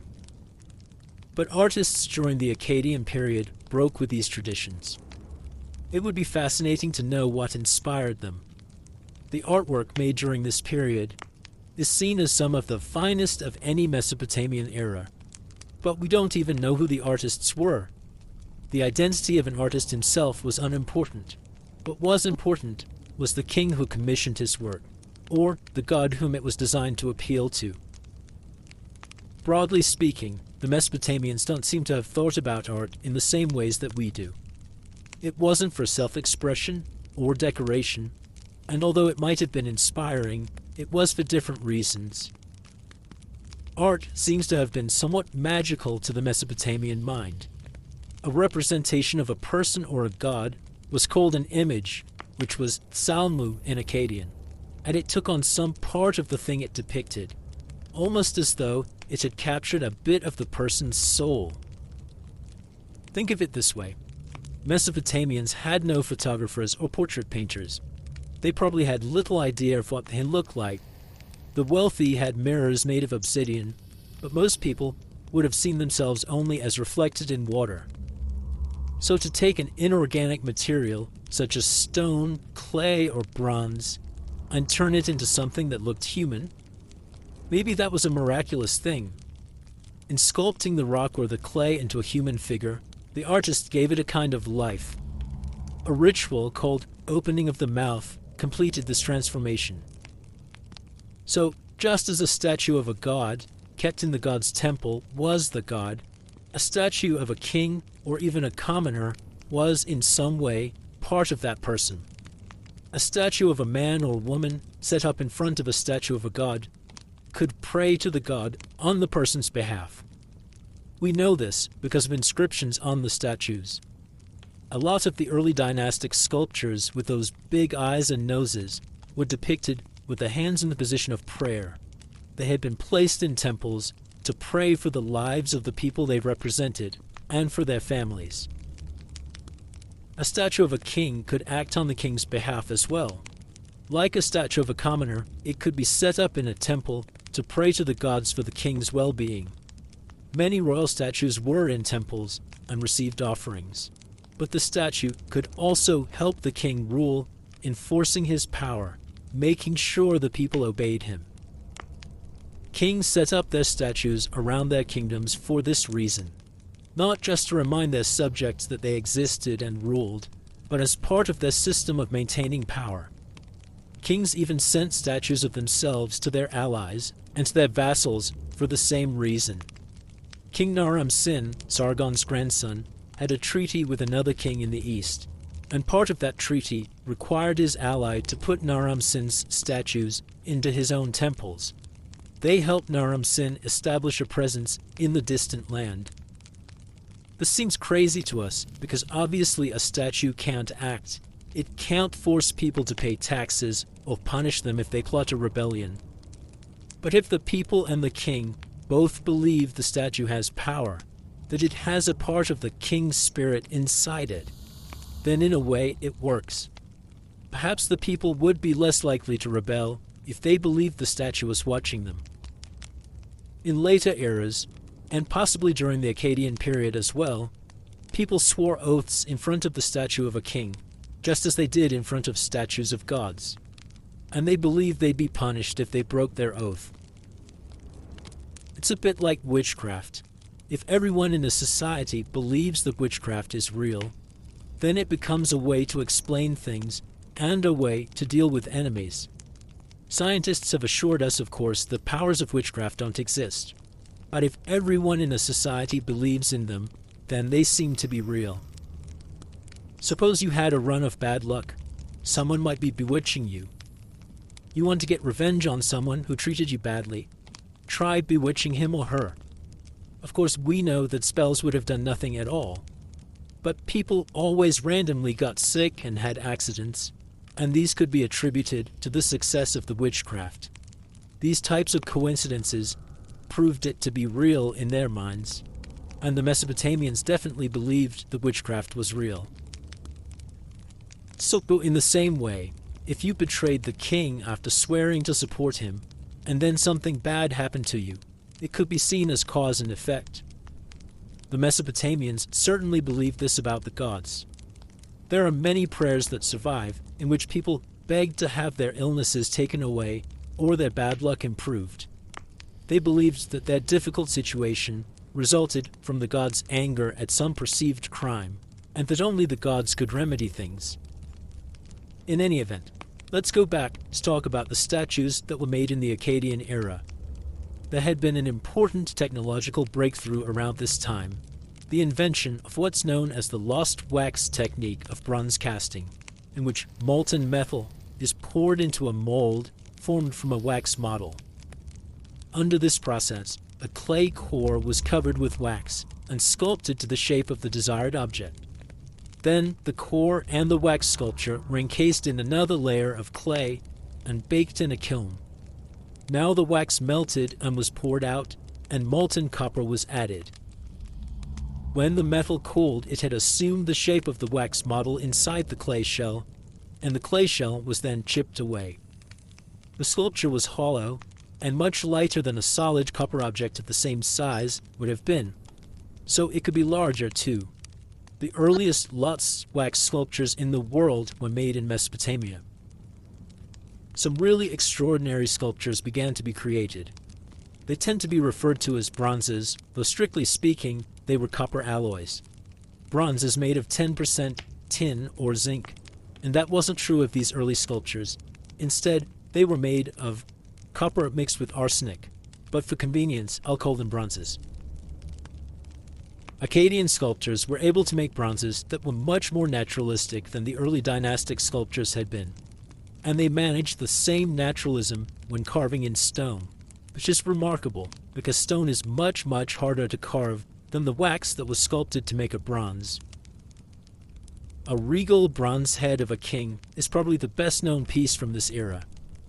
We don't know which king it was, perhaps Manishtashu, who ruled from about 2269 to 2255 BCE, or Naram-Sin, who ruled after him. Unfortunately, there's no inscription to tell us. But no private citizen would have been in a position to commission this type of object. We know that this bronze king isn't a god because there are no horns on his head, and the way his hair is braided into a chignon and the band that he wears above his forehead, those are characteristic of kings of the time. Unlike earlier Sumerian sculptures, this one seems to have been an attempt to portray a real man with his detailed hair and beard, smooth skin, and realistic and determined expression.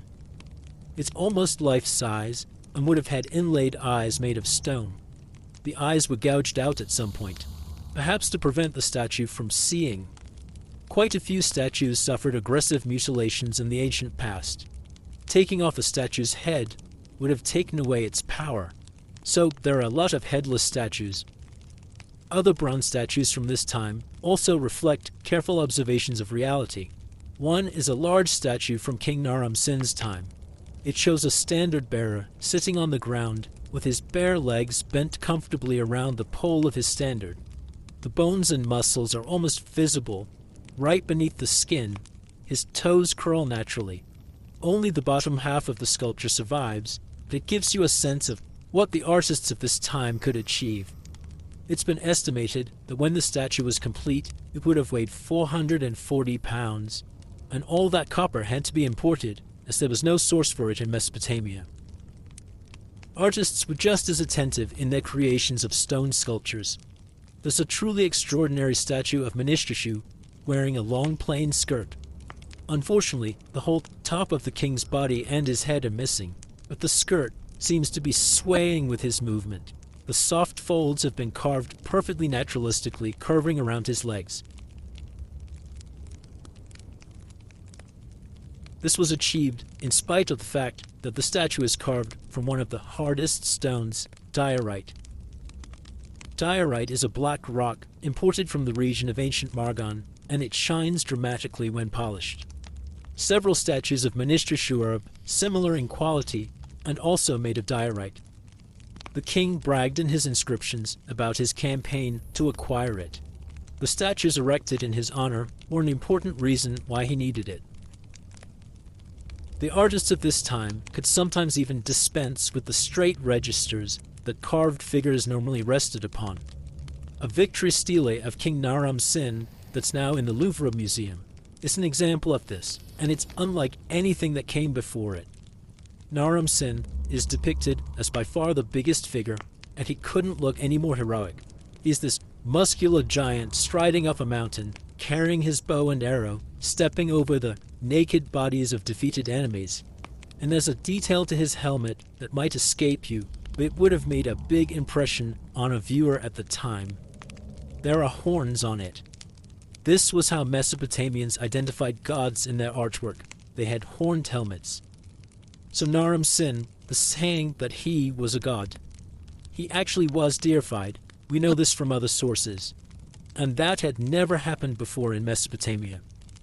Supposedly, according to legend, the people made him become a god.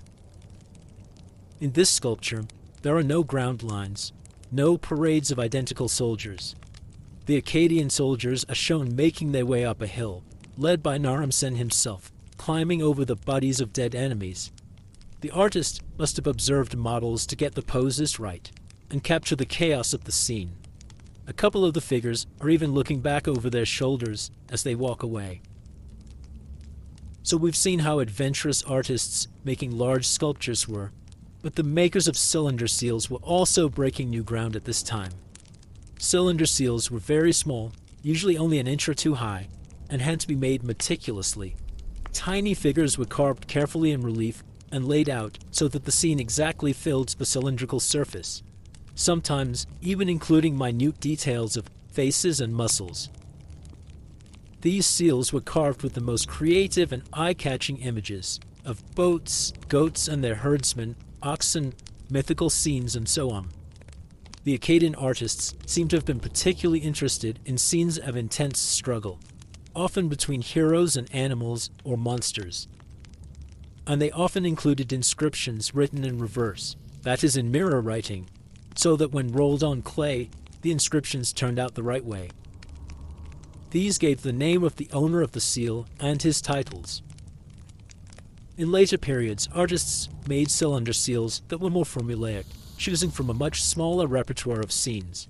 It's as though the artists of the Akkadian period were pushing themselves to see what was possible. Presumably, the statues of gods that resided in temples would have been just as finely made as the other artworks in this era, but none of them survive. These cult statues were believed to be the gods, not just images of them. In fact, there are almost no surviving cult statues from any period of Mesopotamian history. One possible exception is a marble female head that had been made back in the Uruk period between about 3500 and 2900 BCE. Her eyes, eyebrows, and hair would have been inlaid with precious materials, but these are now missing. Still, we can guess what the cult statues looked like because the images of the gods on cylinder seals probably look much the way the gods' statues looked. They suggest that the gods were slightly taller than humans, seated on thrones, and wearing horned helmets. They would have been made of gold and other valuable metals and stones, and dressed in fine garments. Presumably they don't survive, because they were all melted down in later times when the gods were no longer worshipped. The Akkadian period is also when we get our first glimpses of the myths and legends that inspired the Mesopotamians. We know about these literary works because apprentice scribes copied the stories down in school. Probably a lot of them was simply passed down orally and don't survive. Literacy was limited, and people who could read and write used their skill to write letters and record taxes and rations, draw up contracts, and so on. They didn't write fictional stories or diaries. It never seems to have occurred to them to do so. But in school, apprentice scribes practiced all kinds of different types of writing, including literature. The world's first author comes from this time period. This was Enheduanna, the daughter of Sargon, who became high priestess of the moon god. She wrote hymns and identified herself as their author, something that hadn't been done before. The writers of previous hymns, myths, and legends were all anonymous. But Enheduanna didn't put her name on the cover page, so to speak. She was part of the action of the hymn. For example, in one poem she wrote this: "Yes, I took up my place in the sanctuary dwelling. I was high priestess, I, Enheduanna. I am Enheduanna, let me speak to you in prayer, my tears flowing like some sweet intoxicant." There are some interesting things here, beyond the fact that Enheduanna had a striking and emotional writing style. One is that she clearly was very powerful. A lesser priestess probably wouldn't have used her name over and over in a hymn, and curiously, the 3 hymns attributed to her aren't directed to the god she served, the moon god. They're addressed to the deity that her family seems to have been particularly dedicated to, the goddess Inanna, who was also known by her Akkadian name Ishtar. Enheduanna seems to have turned to Inanna in a time of crisis. She wrote in the hymn that a man named Lugal-Ane was the source of her problems. "When Lugal-Ane stood paramount, he expelled me from the temple. He made me fly out the window like a swallow. I had had my taste of life. He made me walk a land of thorns. He took away the noble diadem of my holy office." What in the world is this all about? Well, it's clear there was a political dimension to it. Enheduanna came in as an outsider, so she might have had to deal with considerable resistance within the temple. This particular individual, Lugal-Ane, tried to drive her out of the office of high priestess. Perhaps there was also a rebellion in the city of Ur against Akkadian rule. Enheduanna was, of course, associated with her father, Sargon, so she might have been rejected by the people at the time of such a rebellion. Typically for this era, Enheduanna would have seen her difficulties as the gods doing rather than as an act of the people. Maybe she had to go into exile, so she prayed to the goddess Inanna, the Sumerian goddess of war and love, to help her. And according to the hymn, Inanna came through for her. By the end of the composition, things had apparently been sorted out. Someone wrote that the almighty queen who presides over the priestly congregation, she accepted her prayer. This means that the goddess responded to Enheduanna's prayer. The text continues, Inanna's sublime will was for her restoration to her position in the temple. In spite of the successes of the Akkadian Empire and the cultural heights it attained, the empire was not destined to last. Instead, it would collapse after just a few generations. But that's a story for another day. People often say that history repeats itself, but it really doesn't. If it did, historians could get rich predicting the future. Each time a set of circumstances looks similar to another event in the past, there are actually a lot of differences. Technology has changed since that past event, or groups of people are facing different challenges or have different goals. All kinds of things can influence what happens next, and almost none of it can be predicted. Politicians also often say that history teaches us something, but there are examples in history of just about every possible scenario. So, for example, someone might say that history teaches us that a wide gap between rich and poor in a society leads to rebellions by the poor, except that sometimes history teaches us that it doesn't. One thing in history does seem to repeat itself. Every powerful kingdom, empire, or state eventually falls, and others rise. The reasons may differ, but no state has managed to defy this inevitability. It's an interesting phenomenon. Ever since Edward Gibbon published the first volume of The Decline and Fall of the Roman Empire in 1776, historians have returned over and over to the reasons for the decline and fall of great states. The Akkadian Empire of ancient Mesopotamia is of particular interest because it was the world's first empire, and its kings, Sargon and Naram-Sin, have been remembered for thousands of years. The Mesopotamians themselves were sure the gods were behind the eventual collapse of the empire, around 2150 BCE. Of course, in their eyes, the gods were responsible for absolutely everything. If your crops did well, you should thank the gods. If your crops failed, you should try to appease the gods. If a king wanted to conquer a neighboring city, he had the diviners check the omens and the signs to see if the gods approved. If he was successful in his conquest, he credited the god of his city with prevailing over the god of the other city.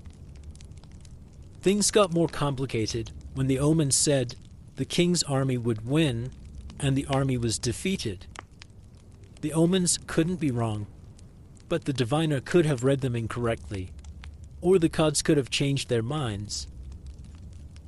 And what about a situation in which a kingdom was attacked from outside? There wasn't much you could do but to pray to the gods, provide them with offerings, prepare your defenses, and hope that the gods were on your side. But what if an attack happened? Your city was ravaged, the king was deposed, and citizens were taken away as prisoners of war to become servants and slaves to the conquerors. How in the world did this make sense? Your city gods were supposed to protect you. Usually, people concluded not that their own gods were weaker than the other people's gods. Instead, they concluded that their own gods must have been angry with them. Someone must have done something to really upset them. This is what the Mesopotamians believed about the end of the Akkadian Empire. The fact is that the capital city of Agade was attacked, and its rule over Mesopotamia came to an end. This must have seemed incomprehensible at the time. The Akkadian Empire was a huge power. Its king was believed to be a god, and yet the empire collapsed, and the land ended up being divided into smaller kingdoms. Someone must have upset the gods. A later poem, called The Curse of Agade, blamed King Naram-Sin for angering the gods and bringing about the empire's destruction. Naram-Sin was the grandson of Sargon, and, like his grandfather, Naram-Sin spent a lot of time fighting, putting down rebellions, and trying to keep the empire together. Unlike some earlier kings, Naram-Sin didn't want to be remembered as a shepherd of his people. He'd prefer to be feared. According to the authors of the poem, Naram-Sin broke all kinds of taboos, including destroying a temple and letting people see the most holy part of it, a place that never sees the light, the place where the statue of Enlil was kept. Enlil was the king of the gods, and his city was called Nippur. The poet said that Naram-Sin made the temple collapse like a city in a flood-storm. In a way, Naram-Sin had destroyed the old temple, but he did so as part of a magnificent renovation project. He built a brand new temple in its place, decorated with incredible amounts of gold, silver, and copper statues and fittings. It was an act of devotion, not sacrilege.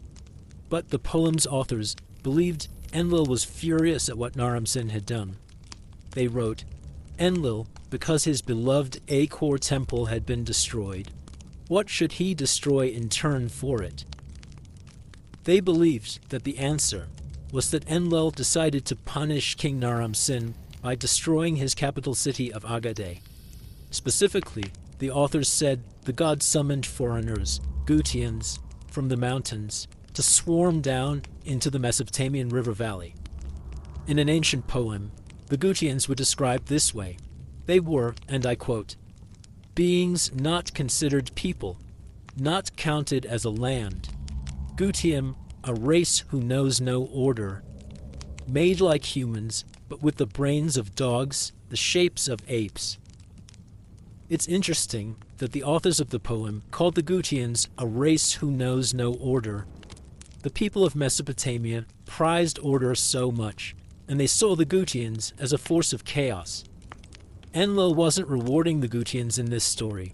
They were just a tool that he used in order to punish the Akkadians.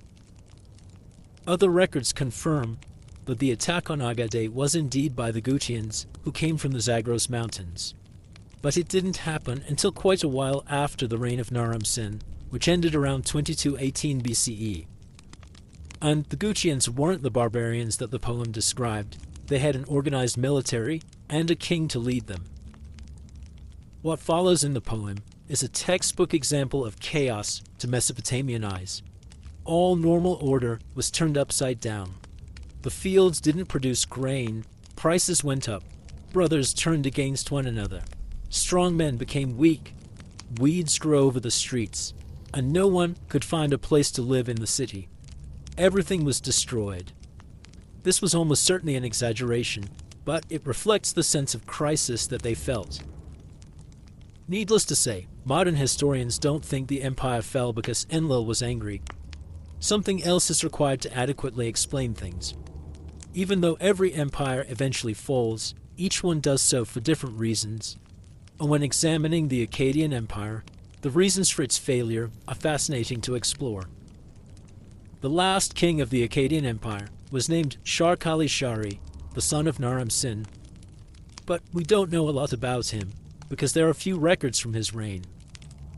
Perhaps he was a successful king who was able to hold the empire together, and it fell apart only after his death. Or it could be that Agade was conquered during his lifetime. For a long time, scholars have been exploring other reasons behind the collapse of the empire, reasons in addition to the Gutian invasion, and reasons that help explain the success of that invasion. What made Mesopotamia so vulnerable at this particular time? They had always been raiders from the mountains. So what made it possible for them to successfully invade at the end of the reign of Shar-Kali-Shari? Rebellions were quite common throughout the time of the Akkadian Empire, and some are well known. King Naram-Sin himself boasted about putting one of them down. So loyalty to the empire was probably always limited. The provincial leaders would have been unlikely to fight on behalf of the Akkadian kings if those kings seemed weak. Besides, many local kings did keep their thrones during the empire. This might have been a popular move. People would have appreciated if their local leader didn't change when the city was conquered by the Akkadian kings. But it would also have meant that the local leader might try to reclaim his city's independence at any time. In 1993, an archaeologist at Yale University named Harvey Weiss published an earth-shaking article in the journal Science. Weiss and his 6 co-authors proposed a new explanation for the collapse of the Akkadian Empire. They'd been working at Akkadian period sites in northern Syria, an area where ancient farming was based on rainfall. And they found that many cities there had been abandoned, starting around 2200 BCE.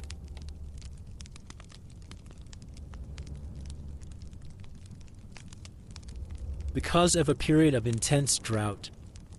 They believed as many as 100,000 people might have become refugees because of this climatic change, and these people presumably would have moved south into Mesopotamia. Weiss and his colleagues also proposed that the Akkadian Empire was dependent for much of its grain on this region of North Syria, and that the drought could have had a powerful economic impact on the imperial administration. Even the Gutian invasion might have occurred due to the Gutians being affected by the drought and being forced to move away from their Dust Bowl farms. Even more striking was the author's suggestion that this drought didn't just cause the end of the Akkadian Empire. It might also have brought an end to the Old Kingdom in Egypt, the Harappan civilization in the Indus River Valley, and could have caused the collapse of states in the Aegean region and the southern Levant as well. There's plenty of evidence for the drought now. It definitely happened between 2200 and 1900 BCE. Since the time the article came out, researchers have studied sediment cores from the Gulf of Oman, the Persian Gulf, the Dead Sea, and other bodies of water, and they found a spike in wind-blown dust during this period. Wind-blown dust would have been a symptom of a loss of vegetation, which would have been caused by the drought. A big question, though, is what caused the drought? In the original article, the scientists described evidence of volcanic dust in glass at a number of sites in Syria. An analysis showed parallels to dust from volcanoes to the north in what is now Turkey. A big volcanic eruption can change the local climate for decades, and this might be what happened. In any event, most archaeologists and historians who study the ancient Near East are united in thinking that the many states that collapsed around 2200 BCE might have had environmental crises to deal with, not just political ones. Even so, the drought might not have been as catastrophic as scholars originally thought. Some archaeologists have found that plenty of sites in northern Syria continued to be occupied. Others argue that even if the drought was terrible, the Akkadian Empire wasn't all that dependent on grain from northern Syria after all. Not enough, anyway, to have crippled the empire's economy. So we're left with a lot of questions, and also some important new ways of trying to answer them. Research has gone in a great many different directions in recent years, and historians and archaeologists are working closely with scientists in many different fields. More evidence will no doubt emerge and will help us understand what was going on. Scientists on excavations today look at just about everything you could imagine and provide us with vastly more information than used to be possible. Pollen and carbonized seeds can tell us what grew in the region. Residues inside pots can tell us what people ate and drank. DNA from skeletons can tell us where the people came from, and so on. So, going back to the collapse of the Akkadian Empire, more than one thing could have caused it. Maybe it happened because of a domino effect of several problems and crises. But then, you could also look at it another way and say the empire was a giant experiment from the start, and it didn't stand much chance of working for long. This kind of extended territorial state had never existed before in human history. Some scholars don't think the Akkadian Empire even merits the term empire, because many structures and institutions that defined later empires hadn't been invented yet. Sargon and his descendants were in uncharted territory, and it's hardly surprising that the state they created was rather fragile. Perhaps the surprise isn't that this civilization fell, but that it had survived for any length of time at all before falling. After the reign of King Sharkali-Shari and the invasion of the Gutians around 2100 BCE, it's unclear who ruled the region around Agade. The later Sumerian king list mentions this period in its chronicle of the many kings and dynasties of Mesopotamia. I love the way the author of the list tries to capture the uncertainty of this era. He wrote, "Who was king? Who was not king? It must have been a chaotic time with many claimants to the throne." When the dust settled, the region was no longer unified. But a much smaller kingdom was still centered on Agade and was ruled by a king named Dudu. The Gutians had a separate state. and other independent kingdoms dotted the region that had previously been subject to Agade. Although history books tend to emphasize the times when big parts of Mesopotamia were unified under territorial states, like the Akkadian Empire and later the Ur-3 kingdom, the times of smaller kingdoms were much more common and typical for this region. In this, Mesopotamia was different from Egypt. Throughout most of ancient history, until the 11th century BCE, all of Egypt was usually united under a single king. The times when this was not true are called the intermediate periods, and later Egyptian writers thought of them as chaotic and disorienting. But Mesopotamia was not often unified, and, perhaps surprisingly, it seems that people's lives didn't change much, no matter whether they lived under a local kingdom or a larger empire. They still farmed and paid taxes, and were recruited for labor projects, and called up into the military from time to time. At the end of the Akkadian Empire, the drought in the north certainly made life more difficult in that region, but the same doesn't seem to have been true in the south. If anything, the people of southern Mesopotamia seem to have been better off economically toward the end of the Akkadian period than they'd been during its height. And local leaders are unlikely to have mourned the end of the empire, since they'd never been thrilled to be a part of it. So although Akkadian kings and high officials must have been deeply affected, the Mesopotamian culture didn't change much. New leaders came to power, and life went on. One such dynasty of new leaders came to power in the southern kingdom of Lagash in the 22nd century BCE. It's known as the Second Dynasty of Lagash to distinguish it from the previous time when Lagash had been dominant, which was between around 2500 and 2300 BCE. The capital by this time wasn't the city of Lagash itself, but another city in the same kingdom, a city called Girsu. One of the kings who ruled during the Second Lagash dynasty is particularly well known to modern scholars. His name was Gudea.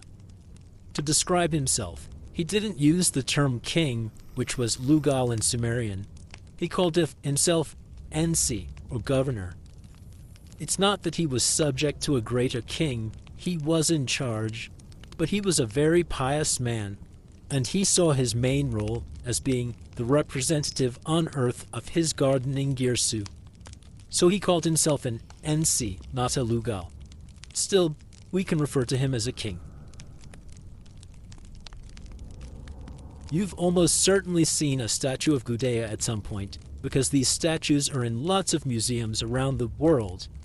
Almost all of them are beautifully sculpted out of a shiny black stone called diorite. They show the king standing or seated in the prime of life. He's portrayed as having a large head on a fairly short body. He's clean-shaven, and he usually wears a cap with a wide band. He wears a tunic that looks a little like a later Roman toga, with the shoulder exposed. His upper arm is muscular, and his hands are folded in prayer. Long inscriptions on Gudea's statues explain where they were placed and why. In each instance, the statue had a name and was dedicated to a god in whose temple the statue lived. I say lived because the Mesopotamians really believed the statues had a life force. Let's look at one of the most famous of Gudea's statues. It's known to us as Statue B, but the name Gudea gave to it was a whole sentence. It was called, "For my Lord, I built this house, life is my reward." The name explains one reason why the statue existed, to pray to the god Ningirsu, the city god of Lagash, that Gudea would enjoy a long life. And why should the god grant him a long life? Because Gudea had built a temple for him. And the statue was to tell the god the following message. At the time when I built for him his beloved house, I released all debts, cleansed all hands. For 7 days no grain was ground. The maid was equal to her mistress. The slave stood at his master's side. I made the unclean in my city sleep outside of it. I banned all evil in it, and procured justice for the gods Nanshe and Ningirsu. The orphan was not subjected to the rich. The widow was not subjected to the strong. In the household having no male heir, I made its female heir possess it. This list of the things Gudea did to celebrate the finishing of the temple is a wonderful account of his care for his people, especially the weakest among them. They were freed from their debts. Orphans and widows were protected from rich and powerful people, and women could inherit property. The 7 days, slaves were even equal to their owners. There's much more in the inscription on Statue B. It lists the daily offerings that were to be given to the statue itself. Then it describes in detail the construction of Ningirsu's temple, called the Eninu. It describes how the statue was commissioned, and it curses anyone who would remove the statue from the temple, or who would erase Gudea's name from the statue, and it praises Ningirsu. The audience for the inscription was partly the god himself. The writing has a sort of magical quality. Gudea knew the statue would outlive him, and that its inscription would continue to remind Ningirsu about who had built his home for him. But Gudea was also writing to people in the future to inform them about the offerings they would need to continue to provide for the statue as part of his worship, and about his greatness as the builder of the Eninu. And Gudea was trying to control the future by asking the gods to curse anyone who tried to take credit for his achievements. He was successful in a way. We do remember him. Here am I talking about him and reading you his inscription. We're not making offerings to the statue anymore, and the statue is in the Louvre in Paris, and that's a long way from Mesopotamia. So he didn't get everything he wanted, and he is remembered for building the Eninu temple. The materials for the temple came from all over the known world according to the statue inscription. There were huge logs from Lebanon that had been tied together into rafts and floated down the Euphrates. They became the roof beams of the temple. There were blocks of stone from the west, copper from the south, and black wood from the Indus Valley. Imported gold, lapis lazuli, and bitumen were used as well. There's no reason to think Gudea lied about any of this. He obviously traded widely to get access to the goods he needed. His kingdom must have been rich in order to pay for it all. The most striking feature of Statue B is that Gudea has a big rectangular tablet on his lap. There's a measuring stick and a stylus lying on it, and inscribed on the tablet is a floor plan of the temple. Gudea was showing that he was responsible for the design of the Eninu, but he didn't invent it himself. He says in the inscription that the plan for the temple came to him directly from the god on a lapis lazuli tablet in a dream. One thing that many inscriptions mention is that Gudea chose to have his statues made out of stone instead of metal. This tells us that metal was the normal material for a royal statue. On Statue B, he wrote, "For this statue, nobody was supposed to use silver or lapis lazuli, neither should copper or tin or bronze be a working material. It is exclusively of diorite. Nobody will forcibly damage the stone." This helps explain why we have so many statues of Gudea and relatively few of the kings who ruled before or after him.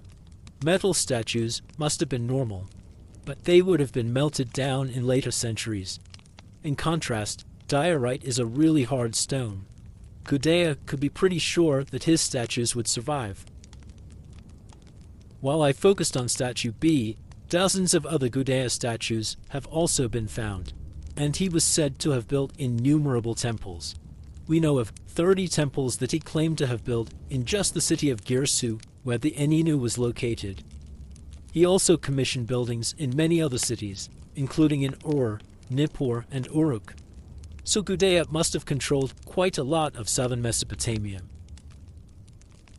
Did Gudea have any other preoccupations besides worshipping the gods, building temples, protecting the weak, and establishing widespread trade?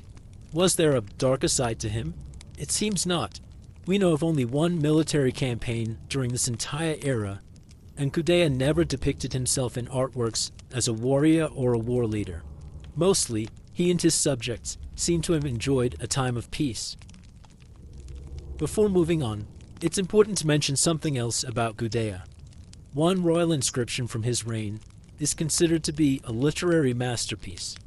It was written on two big, hollow terracotta cylinders. The bigger one is 24 inches tall, and each is about 13 inches in diameter. The inscription is usually referred to with the rather boring name of Gudea Cylinder A and B, though it's also called by its ancient name, the building of Ningirsu's house. The text is the longest known inscription up to that time. It's 1,363 lines long, and in a modern translation, extends across more than 50 pages. These cylinders were found in 1877, probably in the ruins of the Aninu Temple, and they're now at the Louvre in Paris. Scholars believe several different scribes must have been responsible for writing on them, because the text is written in several different handwriting styles. The cylinder inscription is all about the building of the Aninu Temple, like the inscription on Statue B. But the cylinder adds a whole complicated myth, including the dreams that Gudea is said to have received to guide him in the construction. And the cylinder inscription describes the great ceremonies held when the god was brought into his new temple and the 7-day festival that took place. Although Gudea completely dominates our knowledge of the second dynasty of Lagash, he wasn't its only king. He ruled for perhaps 20 years, after which his son Ur-Ningirsu took the throne. Only a few statues of Ur-Ningirsu survived. Soon after his reign, the second dynasty of Lagash was conquered by a king who had taken power in the city of Ur, and who founded a powerful royal family, the third dynasty of Ur. Gudea is important because he was so different in the way he presented himself to his subjects from the Akkadian kings who came before him. He didn't try to seem terrifying. He didn't claim to be the king of the universe. He didn't tear down city walls and drag kings into captivity in Lex stocks. He wanted to protect his subjects, and he loved his gods. This is a model of rule that seems to have influenced many kings who came after him. Thank you for wandering through history with the Sleepless Historian. If these ancient tales brought you calm or curiosity, give this video a thumbs up, subscribe, and tap the bell to never miss a journey. Share your thoughts in the comments. What part of the past should we explore next? For more soothing stories, follow us at Kelm Historica. Until our next adventure, rest well, and let history's whispers carry you into the night.